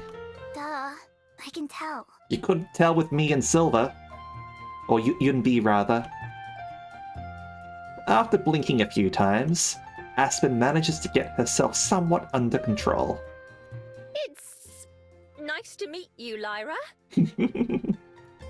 From the way she stares at me even while talking to the kid, I can tell Aspen wants an explanation. Do you live here too? I don't. Why do you ask? You act like it. I can't help but snort with laughter. Aspen, meanwhile, seems like she can't tell if she should be offended or not. Having had my fun, I decide to help her out. Lyra's staying at the library for a while. We met her a couple days ago. I see. Juliet sure does love her strays. Lyra, may I please have my things back? Fine. Stomping over to where Aspen's sitting, Lyra returns her belongings. So you're able to use magic too, I see. Uh-huh. Can you? No. Unfortunately not. I wish I could. Just to show off, Lyra disappears again, and Aspen instinctively clutches her purse tightly. How long are you able to stay invisible? Reappearing, Lyra shrugs. I have to hold my breath. Huh. Guess that's why she always has to reappear when she wants to speak. Oh, that explains it. I thought she always puffed out her cheeks for dramatic effect. But if it's part of her magic, then that makes more sense. Looking smug, Lyra sits down in the last empty seat at the table. When's breakfast? Dunno. Juliet's still asleep. I can start making us something, though. I'll wait for Juliet. I can wait. Juliet's cooking is better. The chameleon guy from Hunter x Hunter has a kid. Hey Infernal, how you going? This time, it's Aspen who tries to stifle a laugh. She doesn't mince words, does she? At least she's honest, I guess. I'm gonna cook anyway. Even I can't mess up eggs and toast that much. I conveniently choose to leave out the results from last time I made them. I have more experience now, so it should go better. Once again, Juliet turns up while I'm halfway through cooking. Good morning, everyone. My, what a crowded kitchen we have today. Morning! The food will be ready soon.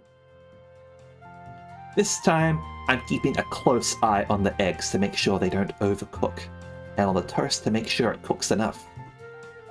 While I do that, Juliet goes and retrieves another chair from somewhere so that we all have a place to sit. And everything looks right, I dish it up and serve it. Aspen and Lyra eat without any complaints, which I take to mean it's good enough. But it's Juliet's reaction that I'm most curious about. I watch intently as she prepares a careful bite, chewing thoughtfully. Then her face lights up. It tastes wonderful. Awesome! I'd happily cook every morning if it makes her smile like that every time. When breakfast is over, Juliet stands up to get everyone's attention. Though it's apparently afternoon, so when did we have breakfast? You're up late. Aspen, Miho, I was wondering if I might be able to enlist your help for the day. Since the library is closed for the weekend, I thought it might be a good opportunity to give this place a thorough cleaning. It's been ages since it's had a good dusting, and some of the spare rooms could stand to be emptied out. Sure, I don't mind. I could certainly use the exercise. Yeah, of course I'll help. Thank you. What about me? I can help too. Well, I mean, if you want to, you can. She and I look at each other and give a tiny nod. We didn't plan out how to have this conversation with Lyra, but now seems as good a time as any. Aspen must notice our silent exchange because she stands up. I'll go straighten up the books first, before we start on the rest of the house. Just give me a call if you need me. We will. Thank you. Once Aspen leaves, Juliet takes a seat, scooting her chair closer to Lyra and me. From the way the kid starts to fidget, I get the impression that we're making her nervous. Lyra, there was something that Miho and I wanted to ask you. Something very important. Do you want to live here with us? I decide to just cut to the chase, rather than stretch out the amount of time that Lyra has to worry about what we're going to say. Probably a good idea with her. She stops fidgeting immediately, looking confused. What do you mean? I already do. Yes, but in a permanent sense. Not just for a few nights, but... This would be your home. Oh, For a bit, none of us talk. Under the table, I seek out Juliet's hand, and I'm surprised to find that it's shaking. Lyra chews her lip and bites her thumb, staring at the floor. Olivia, give me your lunch money. Let's not go mugging kids for their lunch money. Besides, she doesn't have any. Of course, if you don't want to, then we fully understand. Both of us will do everything we can to help you find somewhere that you do want to be. Yeah. We won't make you go back to the people you ran away from or anything like that.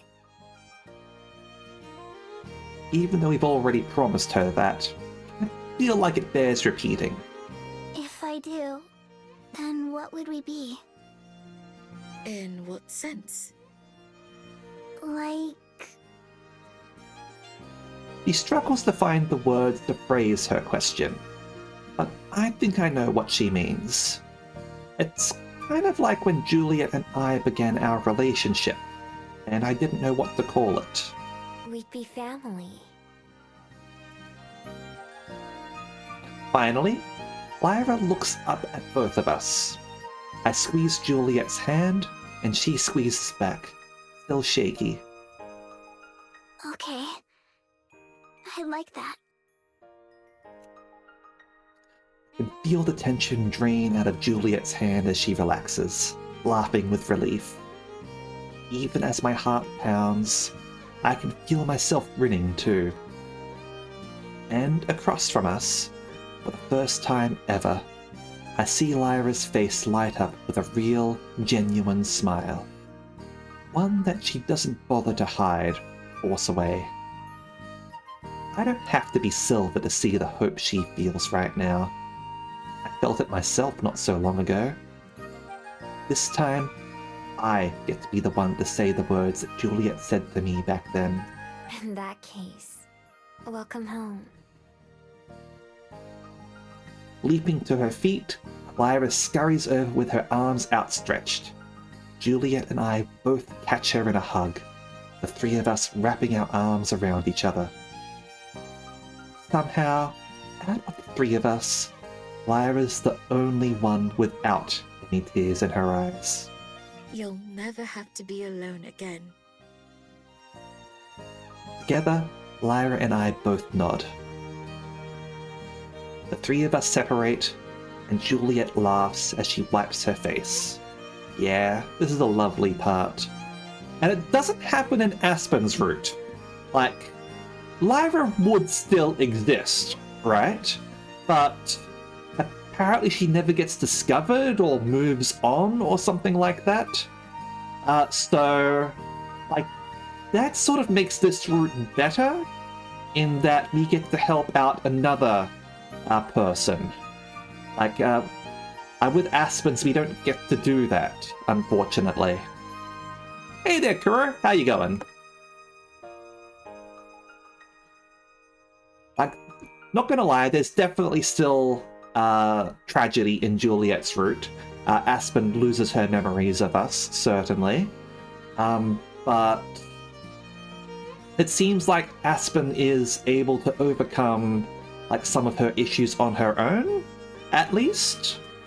Like she has made the choice to do the edits to her work and pursue that route rather than like go with something else, like managing the Bell House or like becoming an editor later on, like in the epilogue or anything. But yeah, like this way, like we get to help out Lyra, and I don't know what goes on with Juliet in Aspen's route or anything like that. Like maybe she still ends up deciding to go to the underworld or something like that. I don't know. But like yeah, we've helped her like want to keep on living. Well, shall we go give Aspen a hand? Yeah. We find Aspen up near the front, idly wiping down one of the display cases with a rag. She turns around to face us, and I see her sizing up all the details at once. Our tears, Lyra's hand in Juliet's, and her newfound smile. I can tell that she understands. Congratulations, all of you. Aspen, Juliet, and I organize and scrub the downstairs area from top to bottom. Lyra runs back and forth between us, bringing cleaners and rags and whatever else someone asks for. Once we're finished, we move upstairs, skipping over my room and Juliet's study. Instead, we all stop at the storage room, where I found the fish tank for the elemental, and where Juliet got my TV. She flicks on the lights, illuminating boxes stuffed with toys and clothes, and even a couple full of books. All of these used to be cassettes things. They've just sat here, untouched, for years. I put a hand on her shoulder, while both Lyra and Aspen wait uncertainly by the door. Juliet strolls through the room, peering into several boxes. Sometimes she retrieves a toy, like a plastic horse or a stuffed doll, and gazes at it fondly. But then she puts them back. I follow her in, and hesitantly, Lyra follows behind me. Juliet kneels down to match Lyra's eye level, gently reaching out to clasp her hands. Oh, so her ears, like, stick out a bit. They're not, like, back or anything. Okay. Lyra, feel free to keep anything here that strikes your fancy. We'll donate the rest to others who may want them. Are you sure? Yes, I'm certain. Cosette wouldn't have wanted her treasures to sit in the dark and waste away unappreciated. I was only doing that for myself. No. What she would have wanted is for them to bring smiles and happiness to others, like they brought to her. Passing them down is the best way I can honor her memory. I'll take good care of them. Promise. Juliet pats her on the head. I know you will. It takes all day, but together we manage to comb through everything in the rooms. Aspen sweeps and dusts, while the rest of us sort out all the belongings.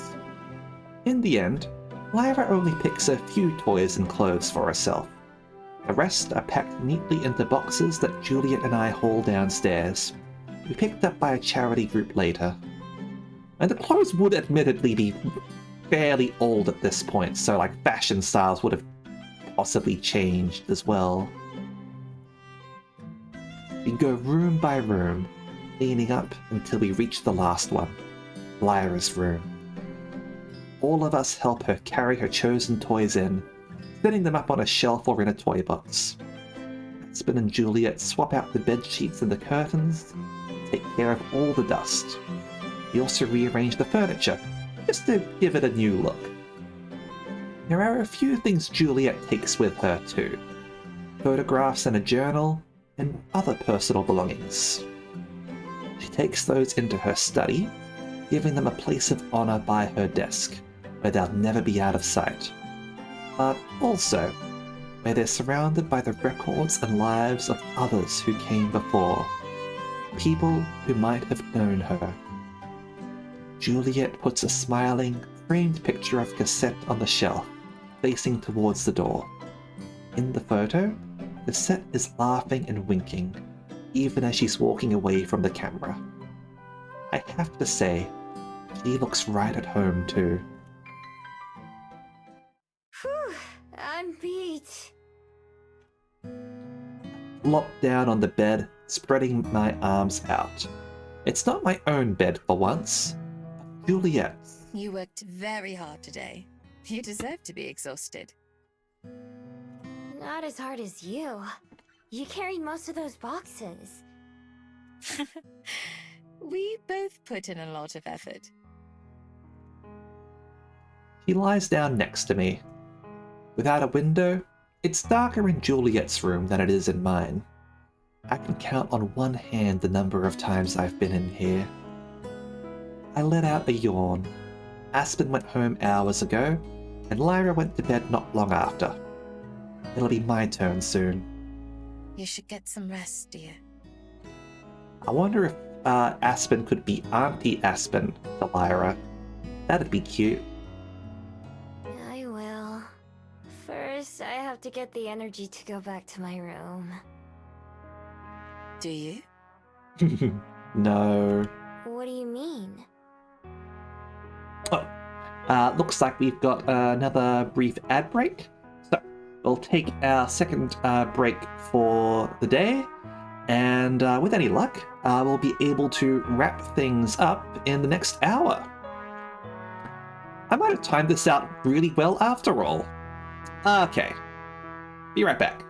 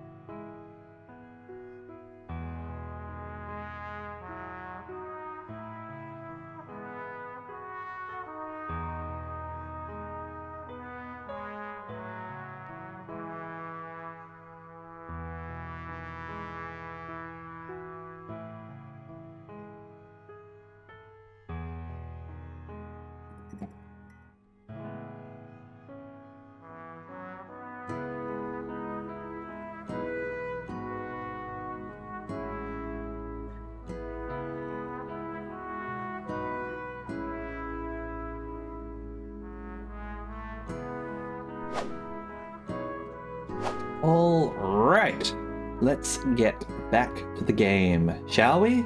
And it looks like it is not crashing this time, although I did make sure to save during the break. Alright, let's resume, shall we? There's certainly room for two here. Like a sleepover? Rolling onto my side to face her, I laugh. Yeah, I guess so. You must be worn out too. You stayed up all day, didn't you? Yes. I wanted to spend it with the three of you. I'm glad. I yawn again. This time it's Juliet who laughs. Sleep, my love. I'll see you in the morning. She doesn't have to tell me twice. Not even bothering to fight my heavy eyes from closing. I just nod. Good night.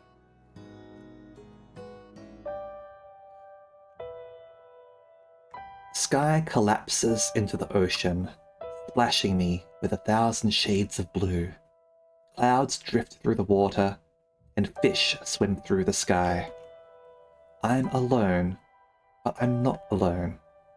Although there's no one at my side, I can feel the warm presence of my loved ones in my heart. With each step I take, sky water ripples in every direction.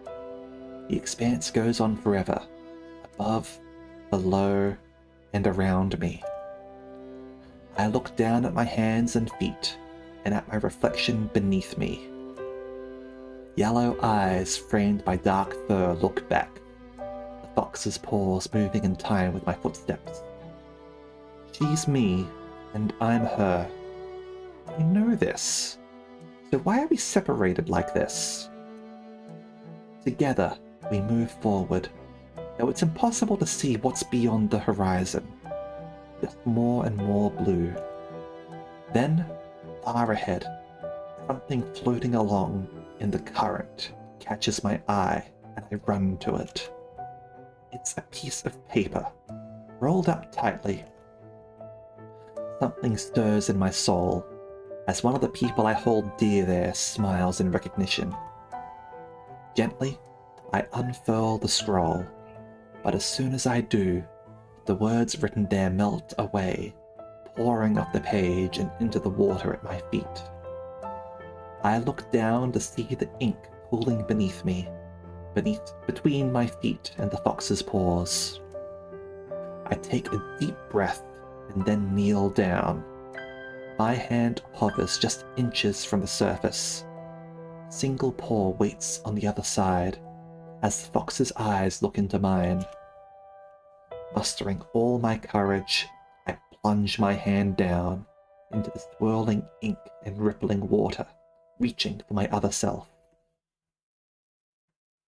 With a gasp, I bolt upright in bed, breathing heavily. My palms and neck are slick with sweat, and my heart races like I just ran a marathon. Daylight blinds me, and I hold up one arm to shield myself from it, but it doesn't help.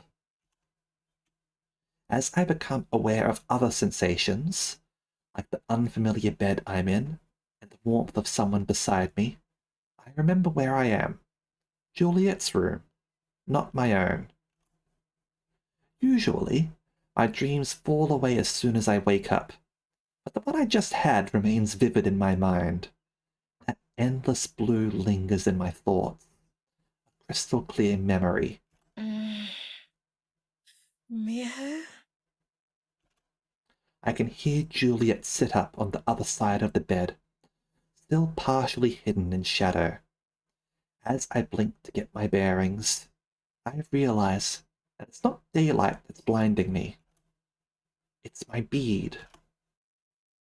As bright as the full moon, it rests against my chest. In its glow, I can see a third person illuminated between Juliet and me. Lyra is fast asleep, somehow unbothered. She's flat on her back, her hands clutching a blanket. I cut my hand and lift them to cover my bead, although light still pours out from between my fingers.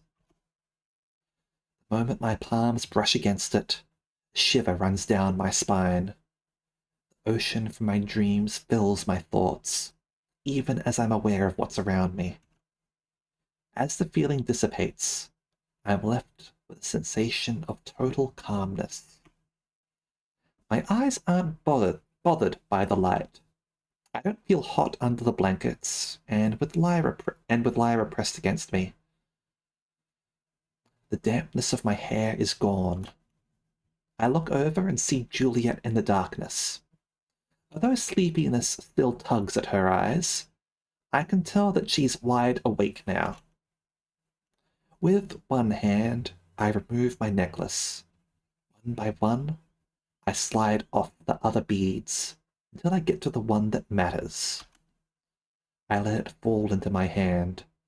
The only sensation I'm aware of is it resting there. Tiny cracks cover it all over. I close my fingers around it, hiding some more of the glow. Sensing Juliet rather than seeing her, I whisper into the dark. It's time. I stand up, and I feel the bed shake as Juliet stands up as well. We go out into the hallway together, carefully shutting the door behind us. From the hallway window, I can see that it's still early morning, just around sunrise.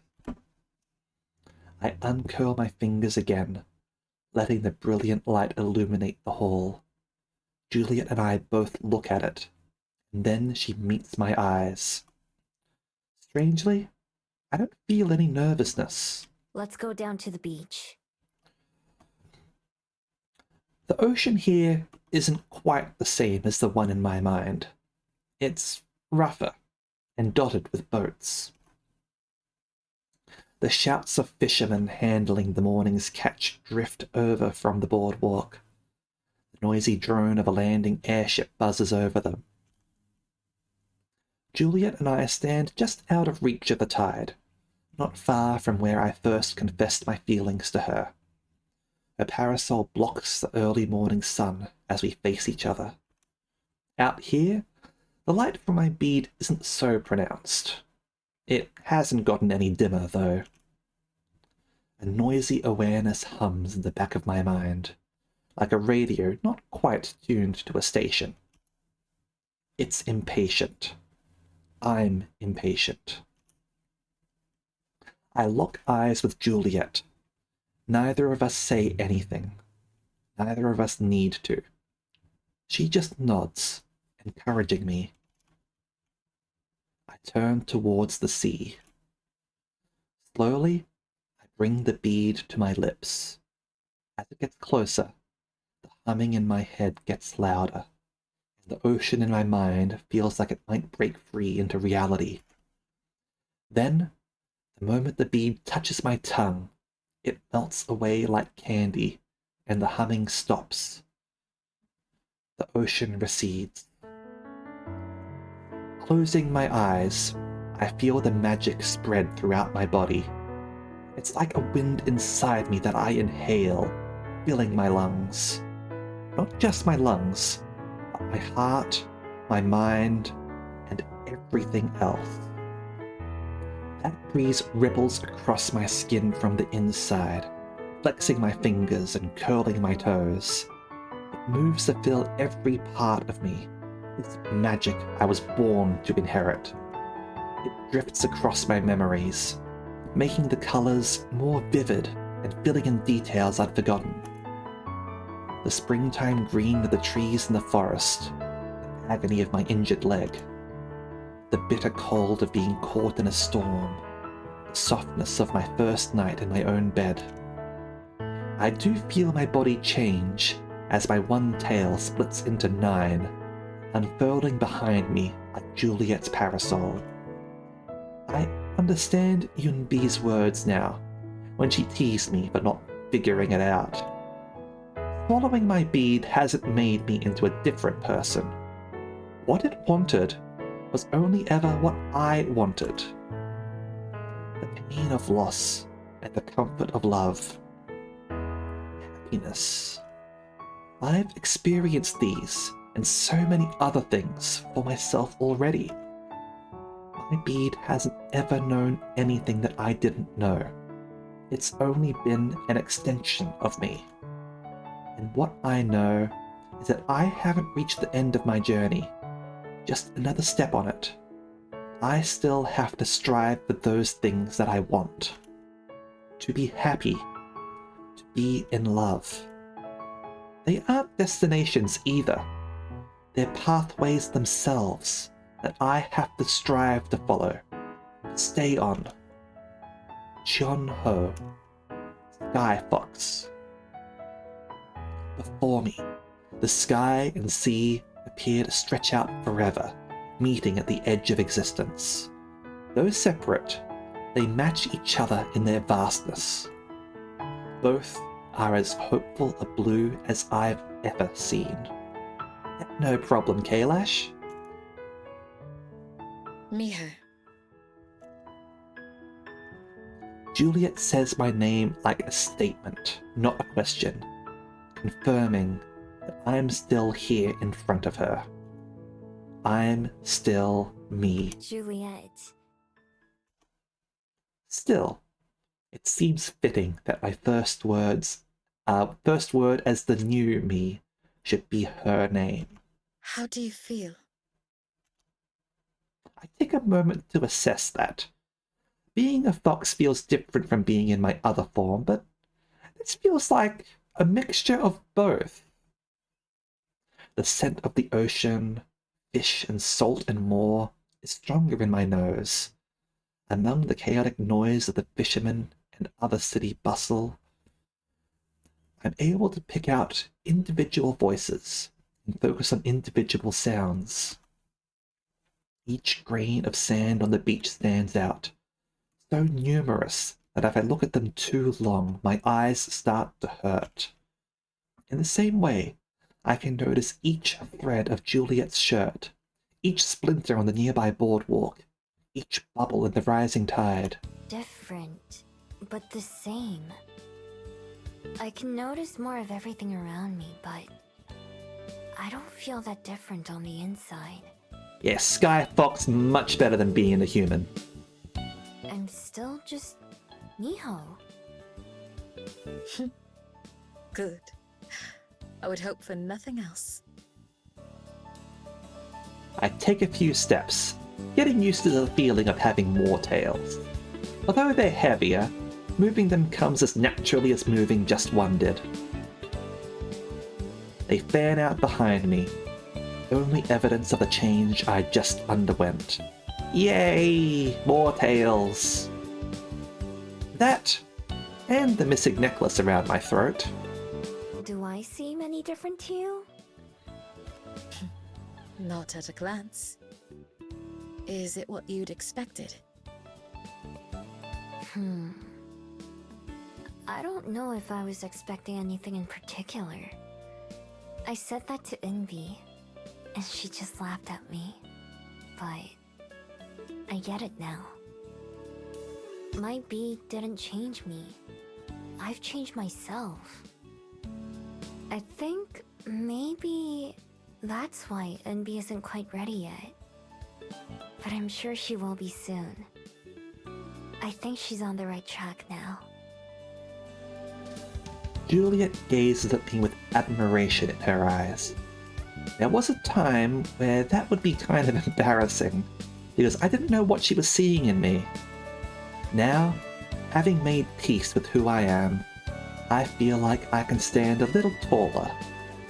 Do you remember what you said once, back when we first met? I believe it was one of the first times we had breakfast together. You said that you wanted to learn how to be a person. I'd say I accomplished that. As would I. But you helped me do the same. Unbi as well. And I'm sure there's much that Lyra will learn from you in time. Unbi was right in that regard. The capacity to change. Not just yourself, but the others in your life has always been within you. Yeah. I guess my bead was just trying to show me that all along. Now that it's gone, I wonder if it means people will be able to remember me normally. If not... Then it'll be another trial, another goal to work towards, another challenge to overcome. Somehow, the thought of that isn't so scary anymore. Because I know that I can rely on myself, on my loved ones, and that things will turn out okay. I smile. If not, then I'll keep trying to find a way. I'm pretty good at that after all. Somehow you always do. The sun is getting higher, and Juliet repositions her parasol to block it. It feels luxuriously warm on my tails, but I know Juliet can't be comfortable. You should go back to the library without me. I'll be home soon, but I want to walk around a bit first. All right. It's probably best if Lyra doesn't wake up to an empty house. I'll see you again soon then. Before she goes, we embrace each other for a kiss. Her lips feel even softer than usual, and her hand as it holds mine for a moment is gentler.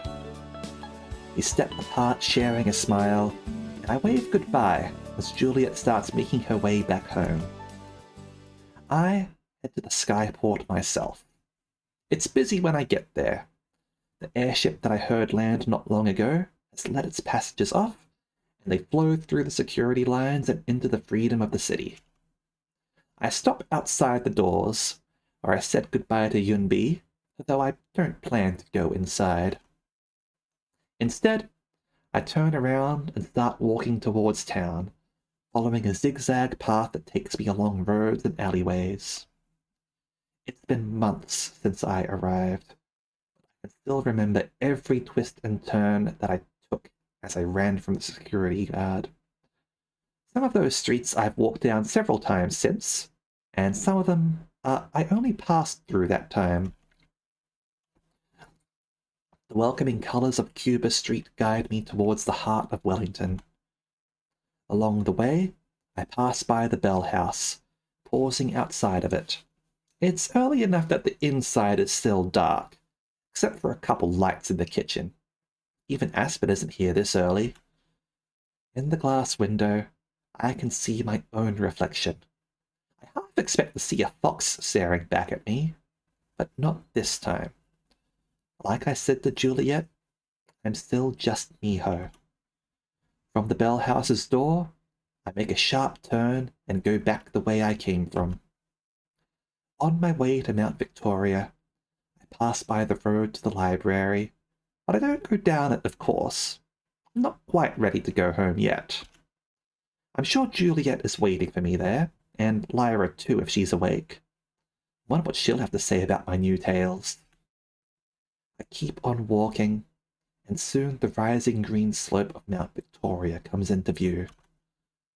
Climbing up the mountain is pretty much automatic, since I can remember every curve and incline in the trail before it happens. Though I pass a few people who are also on their way up, and also some people heading down from the top, I'm all alone when I reach the summit. Just for a moment, I know, but a moment is enough. From up here, the skyport doesn't look very big, and the path I just took doesn't seem very far. Yet, in a sense, it took me months to walk it. I'm sure I'll come up here many more times in the future. There are so many places I want to go and things I want to see, but I know that I'll never get tired of this view. The people and places I care about are all within my reach. For me, everything comes back to this spot. When I stood up here for the first time, I wouldn't have known the journey that was about to begin for me. That's why I can't help but feel excited as I gaze out at the city I've come to love. So many things are changing. For once, that isn't scary. The future is uncertain, but that just means it's full of opportunities and potential. I'm done with letting life just happen to me. From now on, I intend to make it what I want. A sudden gust sweeps across the mountain, down through the forest and out towards the sea. It ripples through my hair, the same way it ripples through the trees. As the leaves rustle together in the breeze, it sounds like warm laughter. Little fox, where is your home? The wind whispers. Closing my eyes, I relax and surrender myself to it all. Right here.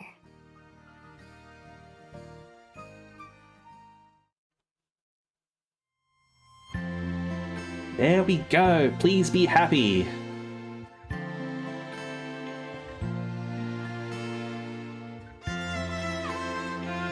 We'll let the credits play their song, of course. As I open to another page, I wonder if I'll always stay the same or be someone someday. As you open up another door, I'm searching for more, but I'm not really sure what I'll find. On and on, the clock on the wall keeps ticking along. So I put a bookmark in this chapter of my life, a Taylor Press flower to remember you by. Getting older will mean that you're not on my mind. Together we'll be until we die. With just a word or two, the year will end so soon. Will you remember me if I remember you?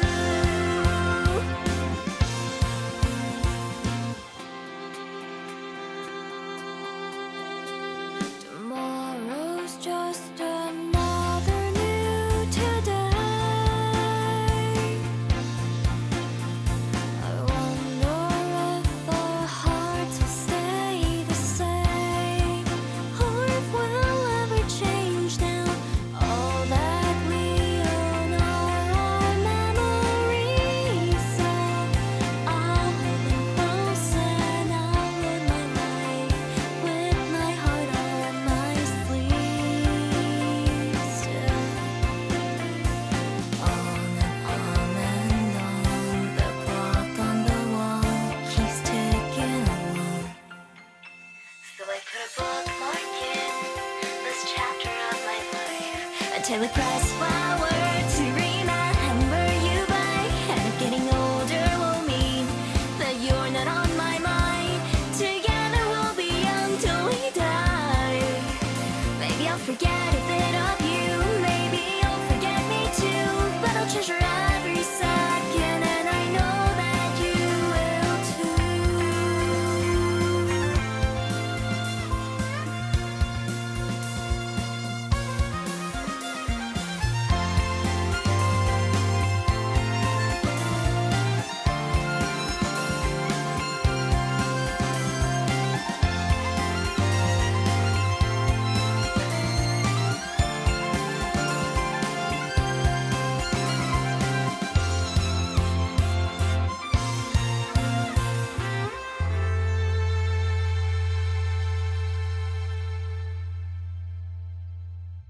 Please be happy, everyone.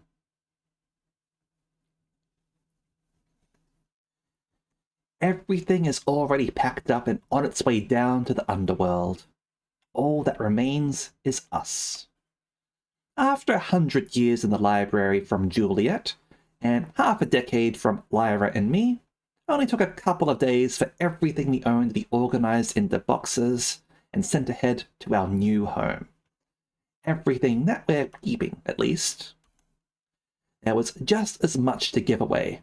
Toys and clothes Lyra had outgrown, furniture we didn't want to take, mementos that we left with our friends. The only part that remained unchanged are the library shelves themselves.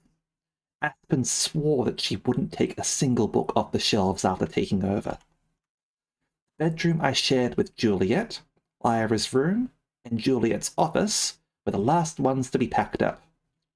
At first, it was jarring to see so much empty space, but over time, I stopped thinking about it that way. Rather than picturing what's not there anymore, I prefer to think of it as being ready to be reborn. Whatever this place becomes, I hope whatever is here after us loves it as much as we did. Are you ready, dear? As ready as I'll ever be.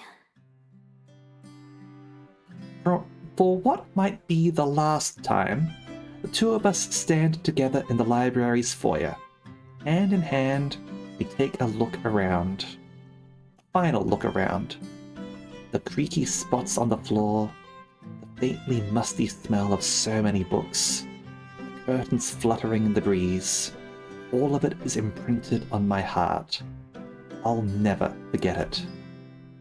This was the first home I ever had.